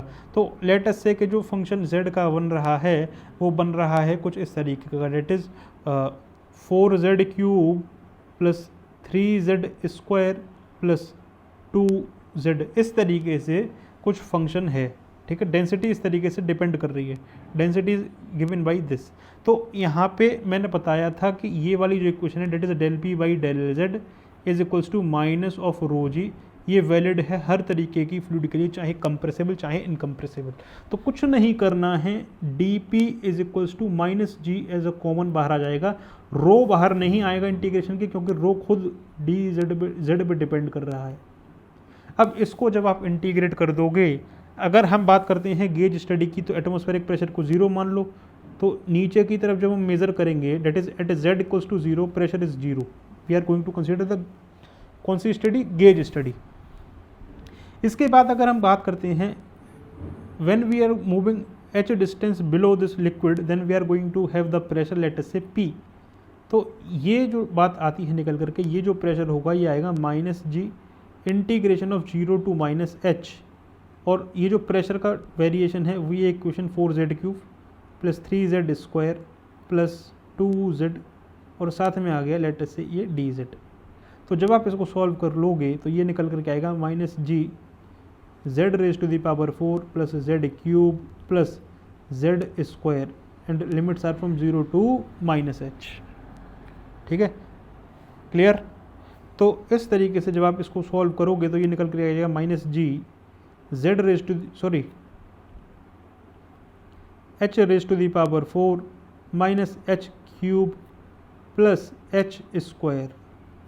तो इस तरीके से प्रेशर निकल के आ जाएगा। तो इस तरीके से हम लोग निकाल सकते हैं। ठीक है, तो प्रेशर में ये क्वेश्चन के अंदर डेंसिटी चाहे कांस्टेंट हो चाहे फंक्शन हो जेड का, बड़ी आसानी से आप निकाल सकते हो। ये इक्वेशन हर जगह वैलिड है, चाहे कंप्रेसिबल चाहे इनकम्प्रेसिबल। क्लियर। तो आई होप आपको ये समझ में आया होगा, प्रेशर डिस्ट्रीब्यूशन डायग्राम आपको समझ में आया होगा। क्लियर है। तो माय डियर, अब हम यहाँ पे डिस्कस करने जा रहे हैं एक और छोटा सा पॉइंट। सॉरी, उस पॉइंट को डिस्कस करने से पहले हम चाहते हैं कि एक न्यूमेरिकल सॉल्व किया जाए।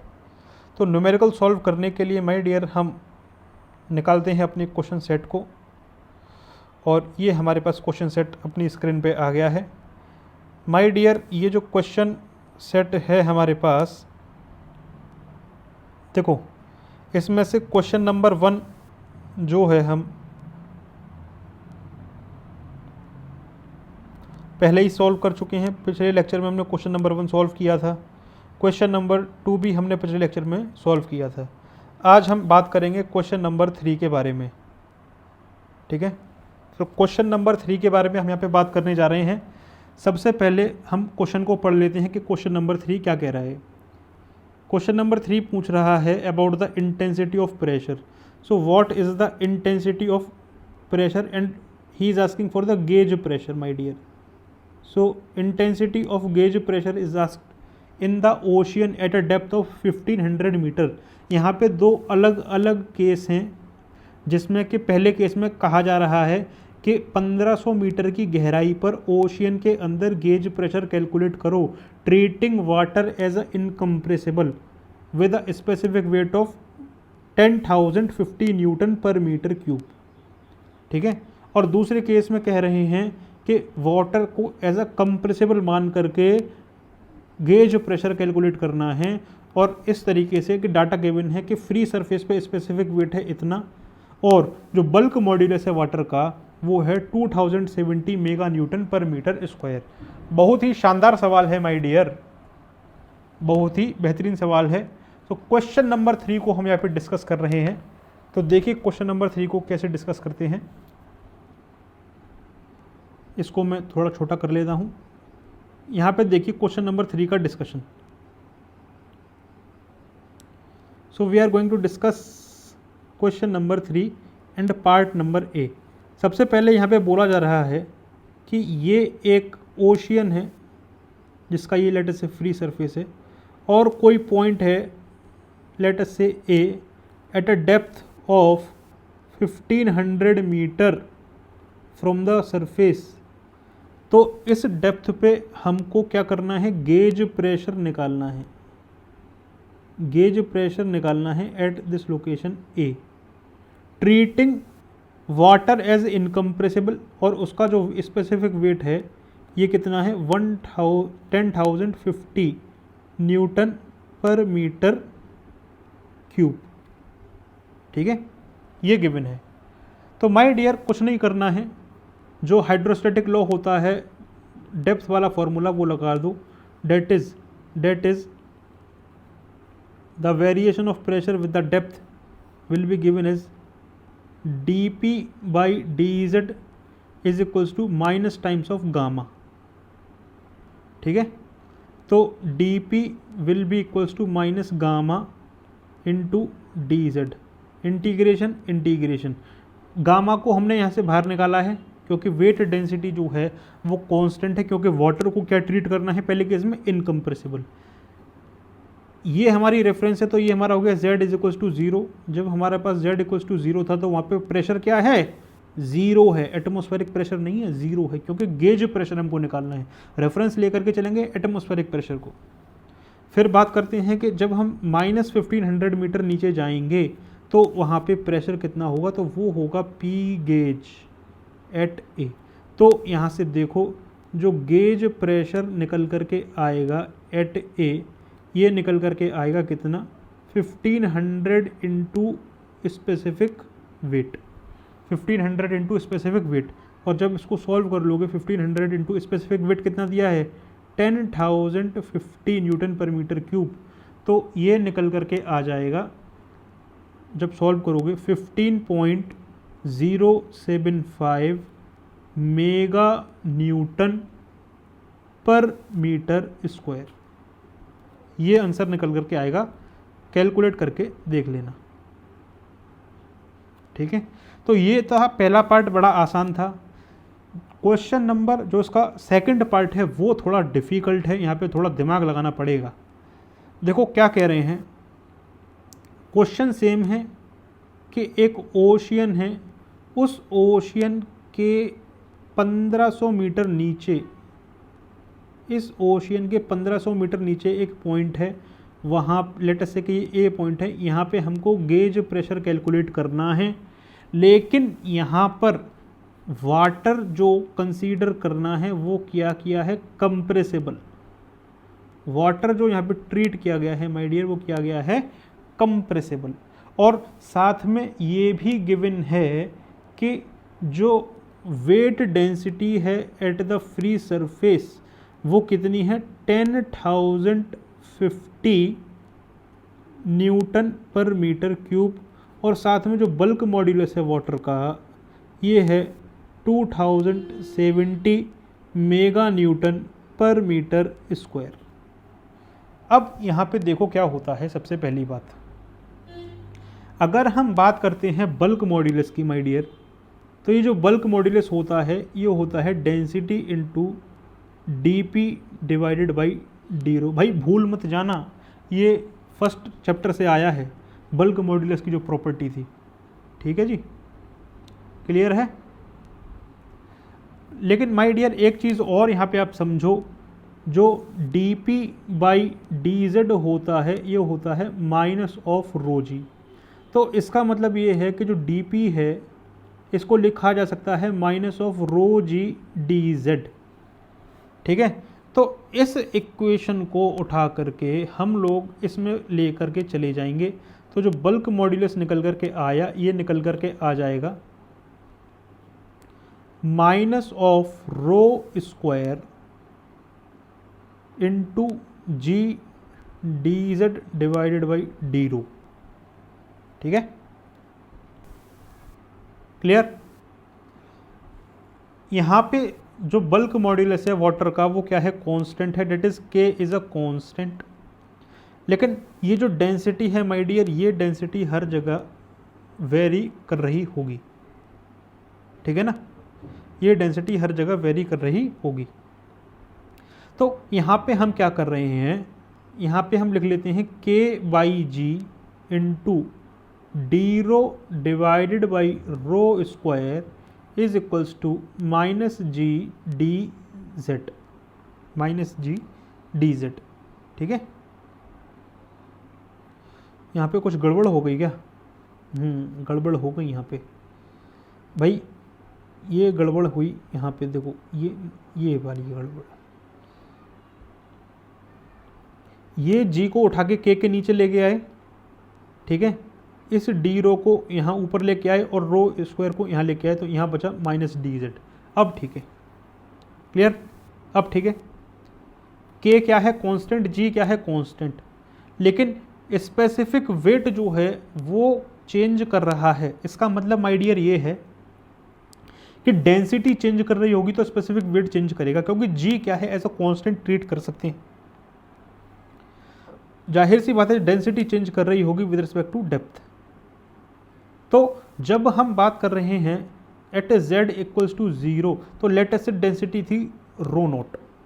और जब हम बात कर रहे हैं at h distance below this c, ठीक है, h distance below this free surface, तो ये हो गया माइनस h। तो उस पॉइंट पे लेटेस्ट जो डेंसिटी थी वो थी रो।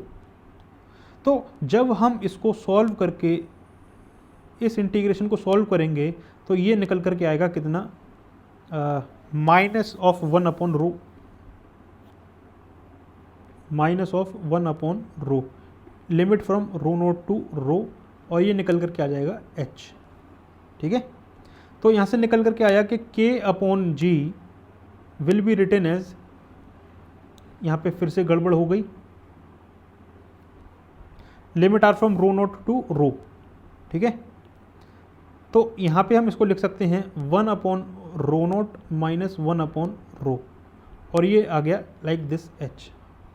ठीक, तो यहाँ पे मैं g को अंदर ले जाऊँ तो ये हो जाएगा 1 upon rho naught G minus 1 upon rho G is equals to h। क्लियर, तो 1 upon rho naught g is nothing but the specific weight at the free surface, my dear, and 1 upon rho g is nothing but the specific weight at a depth h, and it will be equals to h by k, it will be equals to h by k। तो यहाँ से हम at a distance h below the surface, यहाँ से हम gamma calculate कर सकते हैं, और इसको लिखेंगे like this, 1 divided by 1 upon gamma note minus h by के। क्लियर है, इस तरीके से यहाँ पे हमने लिख लिया। यहाँ से ये हमको बता रहा है कि eight a distance h from the free surface जो वाटर का स्पेसिफिक वेट होगा वो ये इक्वेशन से दिया जाएगा।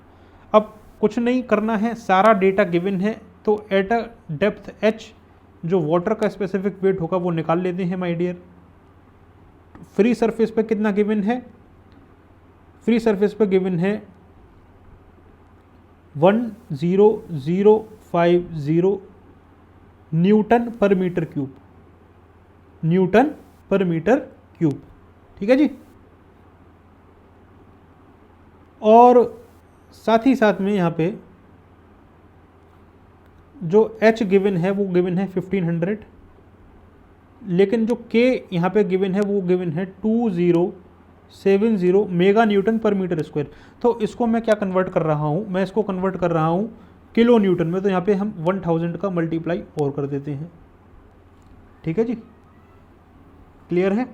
तो जब आप इसको सॉल्व कर लोगे तो ये वैल्यू निकल करके आएगी 10123.72 newton per metre cube.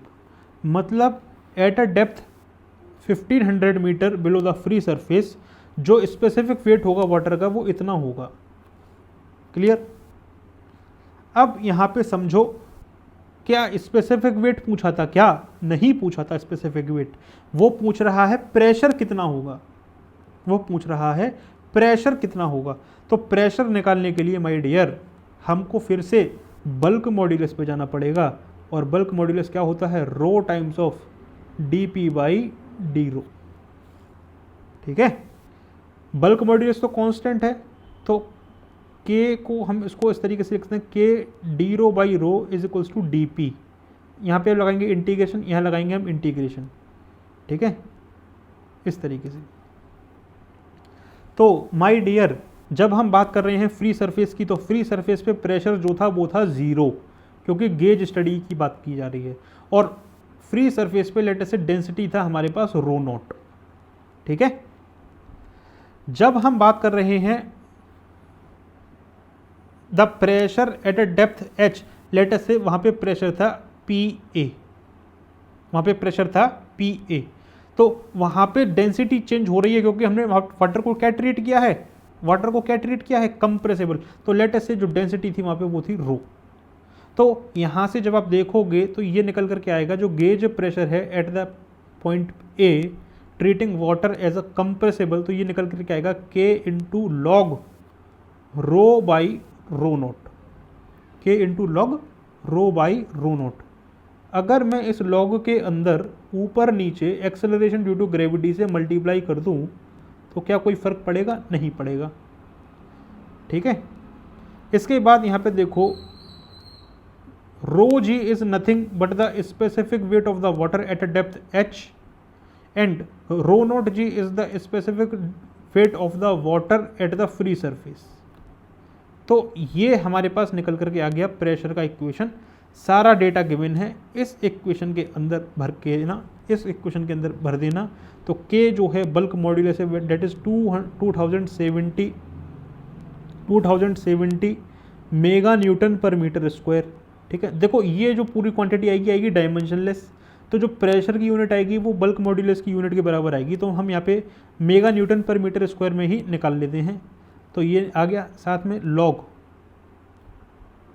Specific weight of water की यहाँ पे बात हो रही है, तो एट अ डेप्थ एच ये निकल कर आया था 10123.72 न्यूटन पर मीटर क्यूब, और जो specific wait at the top था वो कितना था 10050 न्यूटन पर मीटर क्यूब।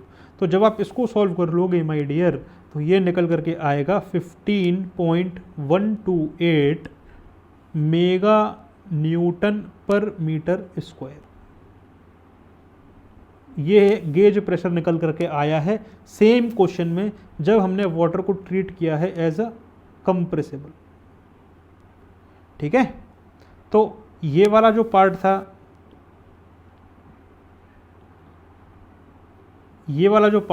ये था आंसर से क्वेश्चन नंबर 3 का ए पार्ट, और ये वाला जो पार्ट था ये था आंसर क्वेश्चन नंबर 3 का बी पार्ट।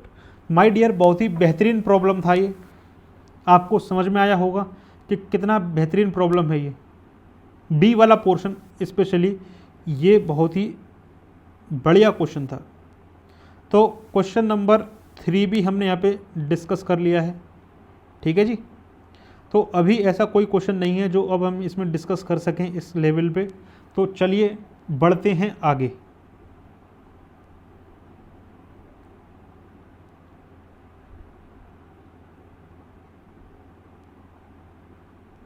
देखिए कुछ नहीं किया है, इस क्वेश्चन को मैं पार्ट बी को मैं फिर से समझा देता हूँ।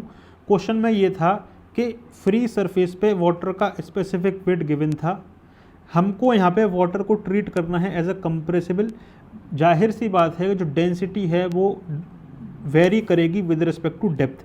अगर density with respect to depth vary कर रही है तो स्पेसिफिक वेट भी with respect to depth vary करेगा, लेकिन जो बल्क मॉड्यूलस है वाटर का वो एज अ कॉन्स्टेंट गिवन है। तो ये इक्वेशन को और ये इक्वेशन को यूज़ करते हुए मैंने इन दोनों को मिला दिया, साथ में उसके बाद हमने इंटीग्रेशन किया। जब इंटीग्रेशन कर लिया तो उसके बाद हमने यहाँ पे देखा कि at a given depth H जो स्पेसिफिक वेट आया वो कुछ इस तरीके से आया, और उसकी वैल्यू हमने यहाँ पे निकाल ली। लेकिन क्या स्पेसिफिक वेट पूछा था? नहीं, उसने प्रेशर पूछा था।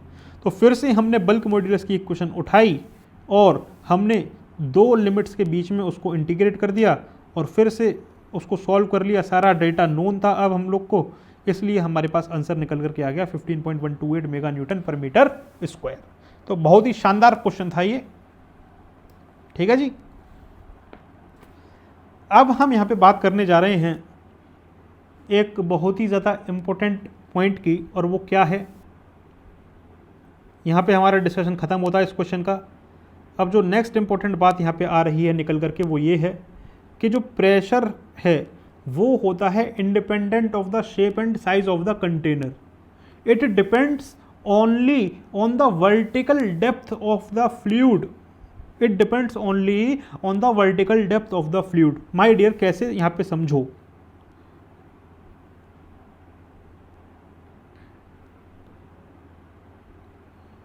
मैं यहाँ पे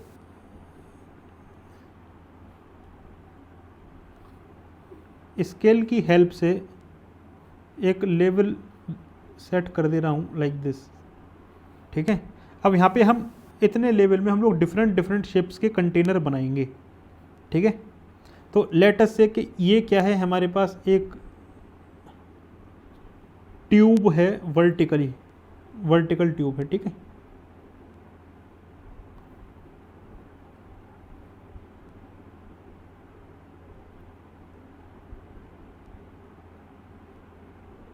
लाइक दिस।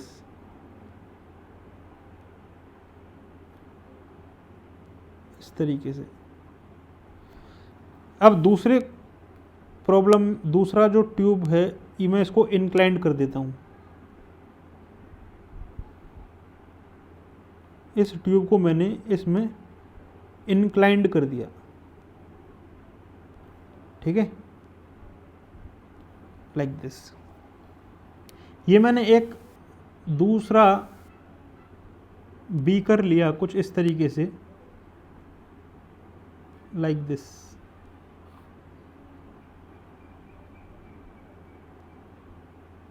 और ये मैंने एक दूसरा बीकर लिया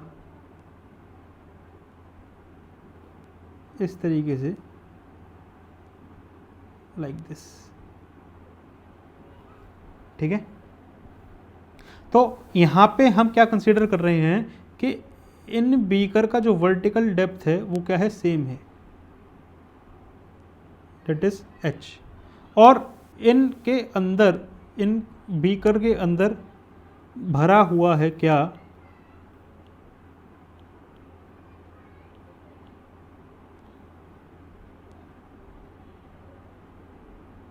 फ्लूइड,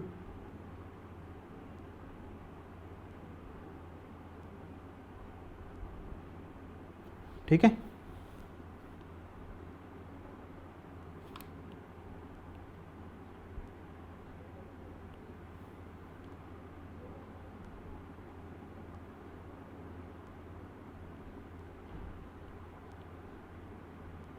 इस तरीके से,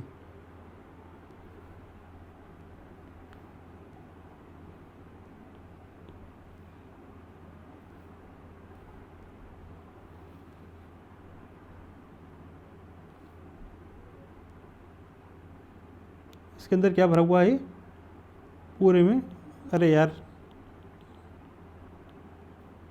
इसी से दिखा देते हैं सिंपल, इसके अंदर क्या भरा हुआ है, फ्लूइड भरा हुआ है इस पूरे बीकर में, लाइक दिस, और इस बीकर में भी क्या भरा हुआ है, फ्लूइड भरा हुआ है। तो माय डियर, मैं जो यहाँ पे स्टेटमेंट बोला था वो ये बोला था कि the pressure is independent of the shape and size of the container and it depends only the vertical depth of the fluid. तो माय डियर, यहाँ पे मैंने 4 डिफरेंट शेप्स के डिफरेंट ओरिएंटेशन में 4 अलग अलग कंटेनर लिए हैं, लाइक दिस ABCD, लेकिन इन चारों कंटेनर के अंदर जो फ्लूइड भरा हुआ है, सेम नेचर का फ्लूइड भरा हुआ है, सेम फ्लूइड भरा हुआ है इन चारों कंटेनर में, डेट इज हर फ्लूइड की डेंसिटी जो है हर कंटेनर में वो है रो, और सेम लेवल तक वर्टिकल डिस्टेंस जो है ये सेम है हर फ्लूइड के अंदर। तो माय डियर, आप कैसा भी देख लो, कैसा भी फ्लूइड कंटेनर ले लो किसी भी शेप का, जो प्रेशर बॉटम पे आपको यहाँ देखने को मिलेगा वो हर फ्लूइड में सेम देखने को मिलेगा, और वो जो प्रेशर होगा वो होगा क्या, weight density, specific weight into vertical distance, that is h, ठीक है। So if you observe my dear friends, pressure is only dependent on the vertical distance h, ठीक है। Pressure is only dependent on the vertical distance between the 2 points and not on the inclined distance between the 2 points. My dear, यहाँ पे अगर question कभी देखो, जब हम inclined manometer के क्वेश्चन सॉल्व करेंगे आगे चल के, तो लेट अस से कि ये डिस्टेंस है हमारे पास L, तो यहाँ पे अगर हम बात करें प्रेशर एट बी की अगर हम बात करें, तो कुछ बच्चे प्रेशर एट बी को लिखेंगे रो GL, जो कि है पूरी तरीके से गलत, ठीक है। Pressure at B rho GL नहीं होगा my dear, pressure at B होगा रो GH, मतलब ये वर्टिकल डिस्टेंस हमको देखनी है। So pressure is only dependent on the vertical distance and not on the inclined distance, ठीक है। So pressure at B will not be equal to rho GL, तबाही मचेगी, तबाही, गलत होगा, गलत, ठीक है। तो pressure at B will not be equal to rho GL, but the pressure at B will be equal to the specific weight, that is rho g into vertical distance between the 2 points, that is this point and this point, so this is h, ठीक है, clear है। तो ये बात है, तो इसको कहते हैं हाइड्रोस्टैटिक पैराडॉक्स, इसको क्या कहते हैं, हाइड्रोस्टैटिक पैराडॉक्स। तो मैं एक बार फिर से रिपीट कर रहा हूँ, pressure is independent of the shape and size of the container, it depends on the vertical depth of the fluid, ठीक है, क्लियर है। तो ये बात आपको यहाँ पे समझ में आनी चाहिए। अब कभी कभी क्वेश्चन आता है, एक बार देखो किस तरीके का क्वेश्चन उसने पूछा था इसी कंसेप्ट पे, तो देखना एक केस हम यहाँ पे लेते हैं और इसी कंसेप्ट पे एक क्वेश्चन समझने की कोशिश करते हैं। देखो कैसे कि ये हमारे पास मैंने दो लेवल सेट कर दी लाइक दिस, ठीक है। तो यहाँ पे क्या हो रहा है माय डियर, कुछ अलग अलग शेप के बर्तन हैं हमारे पास, अलग अलग शेप के कंटेनर हैं हमारे पास। तो एक कंटेनर है हमारे पास कुछ इस तरीके से लाइक दिस,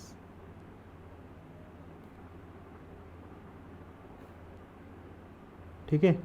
एक कंटेनर है कुछ इस तरीके से,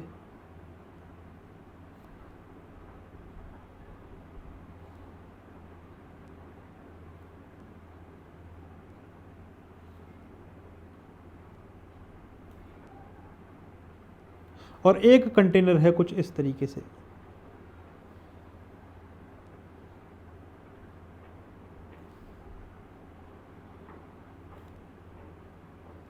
ठीक है। और ये जो कंटेनर है इनका जो बेस एरिया है माय डियर वो तीनों में सेम है। डेट इज इस कंटेनर का भी बेस एरिया ए, इसका भी ए, और इस वाले का भी ए, ठीक है। तो लेट अस से ये हमारे पास कंटेनर 1, ये हमारे पास कंटेनर 2, ये हमारे पास कंटेनर 3, और ये जो कंटेनर है सेम वर्टिकल डेप्थ h तक भरे हुए हैं। इस स्केल को हटाओ यहाँ से, सेम वर्टिकल डिस्टेंस h तक भरे हुए हैं विद द सेम फ्लूइड, ठीक है। तो इसके अंदर क्या भरा हुआ है माय डियर, फ्लूइड यहाँ पे भरा हुआ है,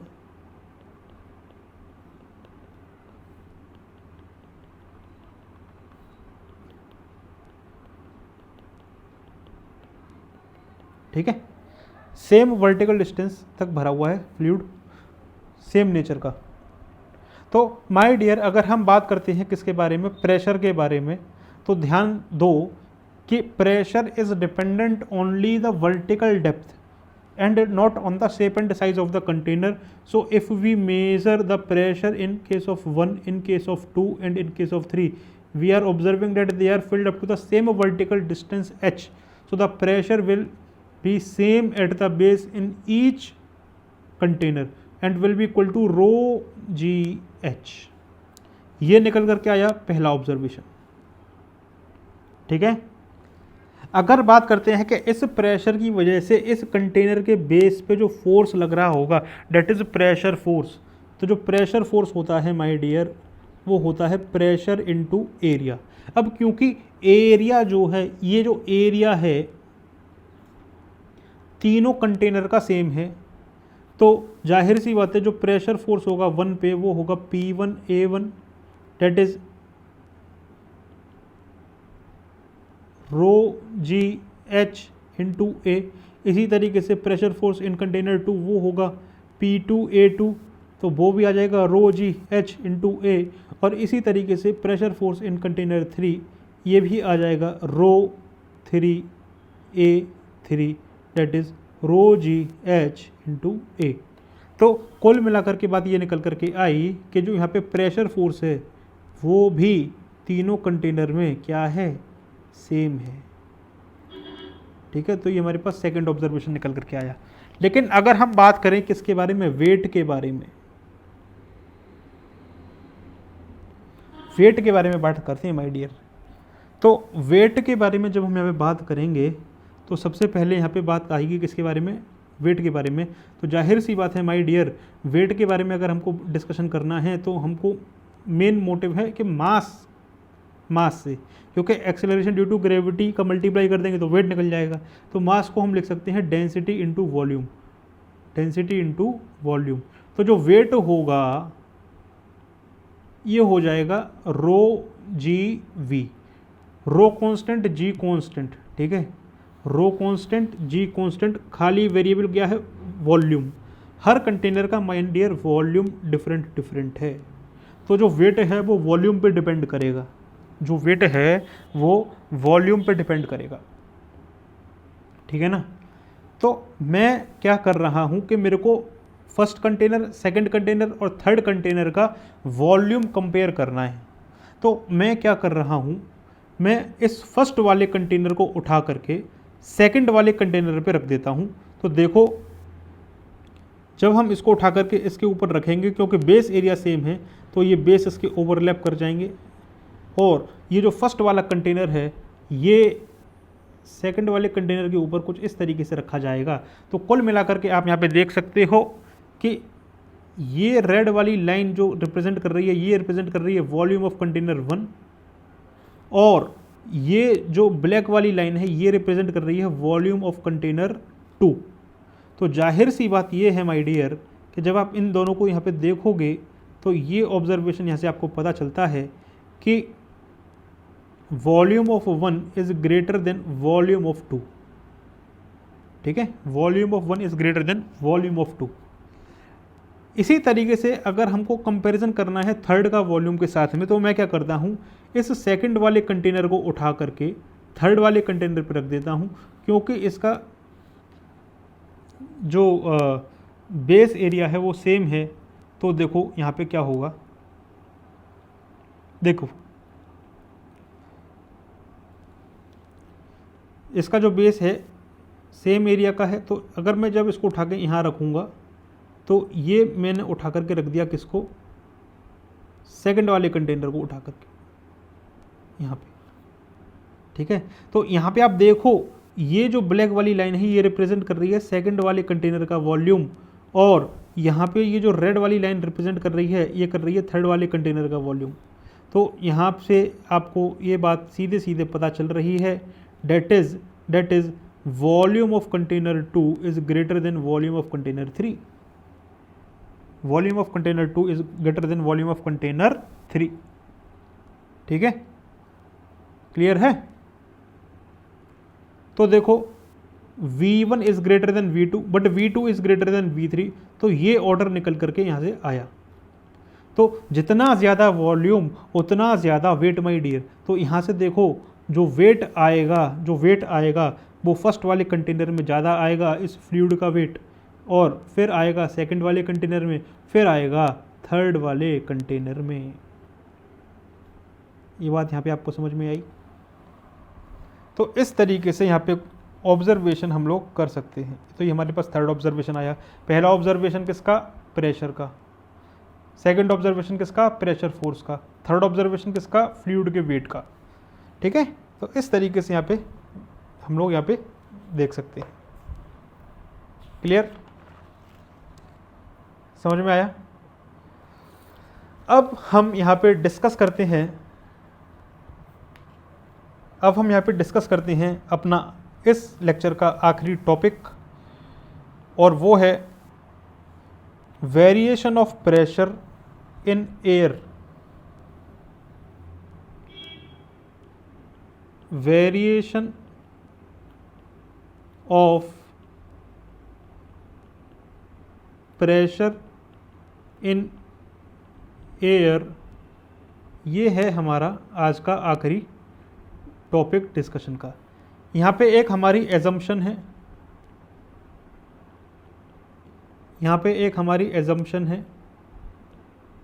और वो एजम्पशन क्या है कि air is an ideal gas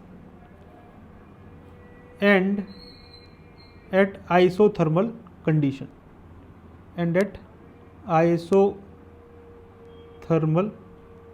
means the temperature of the air is not changing. ठीक है, the temperature of the air is not changing. तो यहाँ पे देखो कि ये हमारे पास क्या है माय डियर, अर्थ का सरफेस है। ये हमारे पास क्या है, अर्थ का सरफेस है। एंड लेट अस से अर्थ का जो सरफेस है वहाँ पे जो प्रेशर है, एटमॉस्फेरिक प्रेशर, वो है P0। ठीक है, यहाँ से हम मेज़र कर रहे हैं अब वर्टिकल अपवर्ड डायरेक्शन में, तो Z को एज अ पॉजिटिव ट्रीट किया जाएगा। जब हम किसी particular location in the vertical distance above the ground, let us say ये क्या है A, which is at a distance of h metre above the ground. यहाँ पे जब हम इसका प्रेशर मेजरमेंट करेंगे एयर का, तो देखो कैसे मेज़र करेंगे। जाहिर सी बात है माय डियर, जो variation of pressure with respect to vertical distance है वो दिया जाता है dP/dz is equals to minus of rho G. अब अगर हम ट्रीट करें एयर को एज अ आइडियल गैस, तो आइडियल गैस के अकॉर्डिंग प्रेशर को लिखा जा सकता है rho R T, where R is the characteristic gas constant, T is the absolute temperature. Under the isothermal condition we can represent the pressure with respect to density as RT like this. So we can write dP as RT into one second गड़बड़ हुई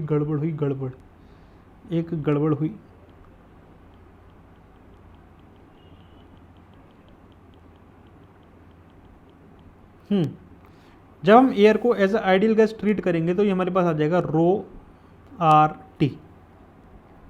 यहाँ से हम लोग density को लिख सकते हैं pressure divided by R, that is the characteristic gas constant into temperature, क्योंकि ये क्या है, कांस्टेंट है टेम्परेचर, ठीक है। तो यहाँ से हम लोग इस इक्वेशन में पुट करते हैं, तो ये निकल करके आता है D p by d z is equals to minus p g by R T. तो ये निकल करके आएगा d p divided by p is equals to minus g divided by R T into D z. और अब हम क्या करेंगे, इसका इंटीग्रेशन यहाँ पे हम करेंगे। तो जब हम बात कर रहे हैं at the surface that is at z equals to 0 the pressure comes out to be P note. लेकिन जब हम जा रहे हैं प्लस एच डिस्टेंस ऊपर, ठीक है, तो ये h हम यहाँ पे लेंगे प्लस एच, और साथ ही साथ हमको देखने को मिलेगा लेट अस से the pressure eight point A is P। तो जब आप इसको सॉल्व करोगे तो ये आ जाएगा log of P by P naught is equals to minus of g h divided by R T. Taking anti-log both the sides, then we will get pressure will be equals to P naught into E raised to the power minus GH upon RT। तो आप यहाँ पे देखो ये जो expression निकल के आया ये बता रहा है जब हम एयर को ट्रीट करते हैं as a ideal gas at the isothermal condition, तो एटमॉस्फेयर में ऊपर की तरफ जाने पर जो प्रेशर है वो एक्सपोनेंशियली डिक्रीज करता है। एक्सपोनेंशियल डिक्रीज कर रहा है। देखो ये minus sign represents that exponentially decreasing, ठीक है। तो अगर मैं वेरिएशन दिखाऊं प्रेशर का तो कुछ इस तरीके से यहाँ पे आपको देखने को मिलेगा। कैसे देखने को मिलेगा कि जैसे जैसे आप ऊपर की तरफ बढ़ोगे तो ये जो प्रेशर है ये एक्सपोनेंशियली डिक्रीजिंग आपको देखने को मिलेगा लाइक दिस, इस तरीके से। मतलब मैंने यहाँ पे आपको प्रेशर रिप्रेजेंट कर दिया कि यहाँ पे प्रेशर कितना है पी नोट। अब जैसे जैसे आप ऊपर बढ़ते जाओगे तो ये जो कर्व है ये एक्सपोनेंशियली डिक्रीजिंग आपको देखने को मिलेगा, ठीक है। ये जो कर्व आपको दिखा रहा है ये दिखा रहा है एक्सपोनेंशियली डिक्रीजिंग। तो इस तरीके से यहाँ पे बात की जा सकती है। यहाँ पे हमने एक एजम्पशन लिया है क्या कि एयर को ट्रीट किया है एज ए आइडियल गैस और साथ में आइसोथर्मल कंडीशन को मानते हुए, ठीक है। आई होप आपको ये समझ में आया होगा। माय डियर, नेक्स्ट लेक्चर में हम लोग स्टार्ट करेंगे अपना नेक्स्ट टॉपिक इसी के अंदर, डेट इज़ मैनोमीटर्स, ठीक है। मैनोमीटर्स में हम लोग डिस्कशन करेंगे कि manometers are basically the pressure measuring devices, ठीक है। मैनोमीटर क्या है, प्रेशर मेजरिंग डिवाइसेस हैं। दो तरीके के होते हैं, सिंपल और डिफरेंशियल, ठीक है। फिर वहाँ पे हम बात करेंगे कि प्रेशर का हेड क्या होता है, ठीक, और किस तरीके से फिर हम न्यूमेरिकल सॉल्व करेंगे। ये सारी चीज़ें यहाँ पे हम डिस्कस करेंगे नेक्स्ट लेक्चर में। तो आज के लेक्चर में इतना ही। तब थैंक यू ये वीडियो देखने के लिए। आई होप आपको समझ में आया होगा। एक बार क्विक रिवीजन कर लेते हैं। देखिए यहाँ से स्टार्ट किया था, हाइड्रोस्टैटिक लॉ को समझा। हाइड्रोस्टैटिक लॉ को समझने के बाद हम लोगों ने ये जो इक्वेशन देखी final, that is Euler equation, star mark किया था। बहुत ही ज़्यादा इंपॉर्टेंट है, बहुत बार यूज़ होगा फ्लूइड मैकेनिक्स के अंदर। फिर हमने अलग अलग डायरेक्शन में प्रेशर का वेरिएशन देखा। ये हमने देखा ये वैलिड है कंप्रेसिबल इनकम्प्रेसिबल दोनों के लिए।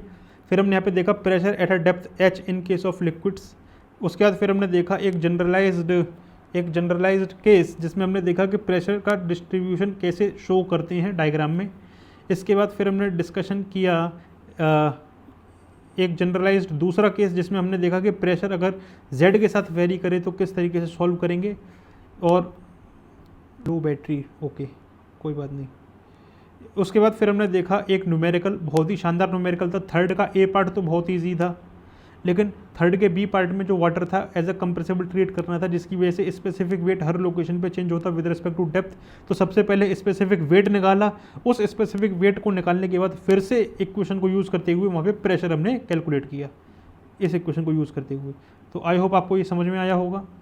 इसके बाद फिर हमने डिस्कशन किया इस पॉइंट का। यहाँ पे हमने देखा कि प्रेशर जो है कंटेनर के शेप और साइज पे डिपेंड नहीं करता है, सिर्फ और सिर्फ वर्टिकल डेप्थ पे डिपेंड करता है।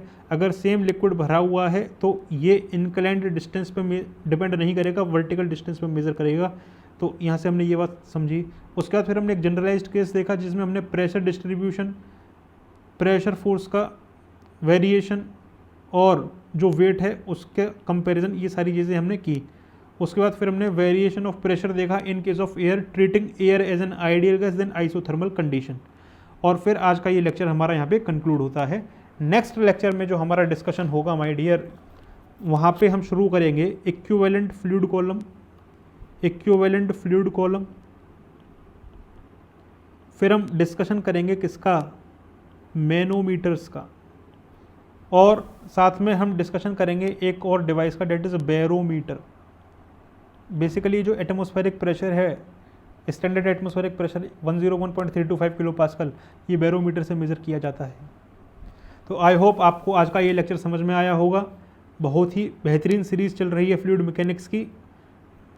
तो सब्सक्राइब कीजिए हमारा चैनल मैकेनिकल गेट जोन, और लेटेस्ट नोटिफिकेशन का वीडियो आपको मिलता रहेगा जो आप सब्सक्राइब करेंगे। अपने फ्रेंड सर्कल में इसको शेयर कीजिए।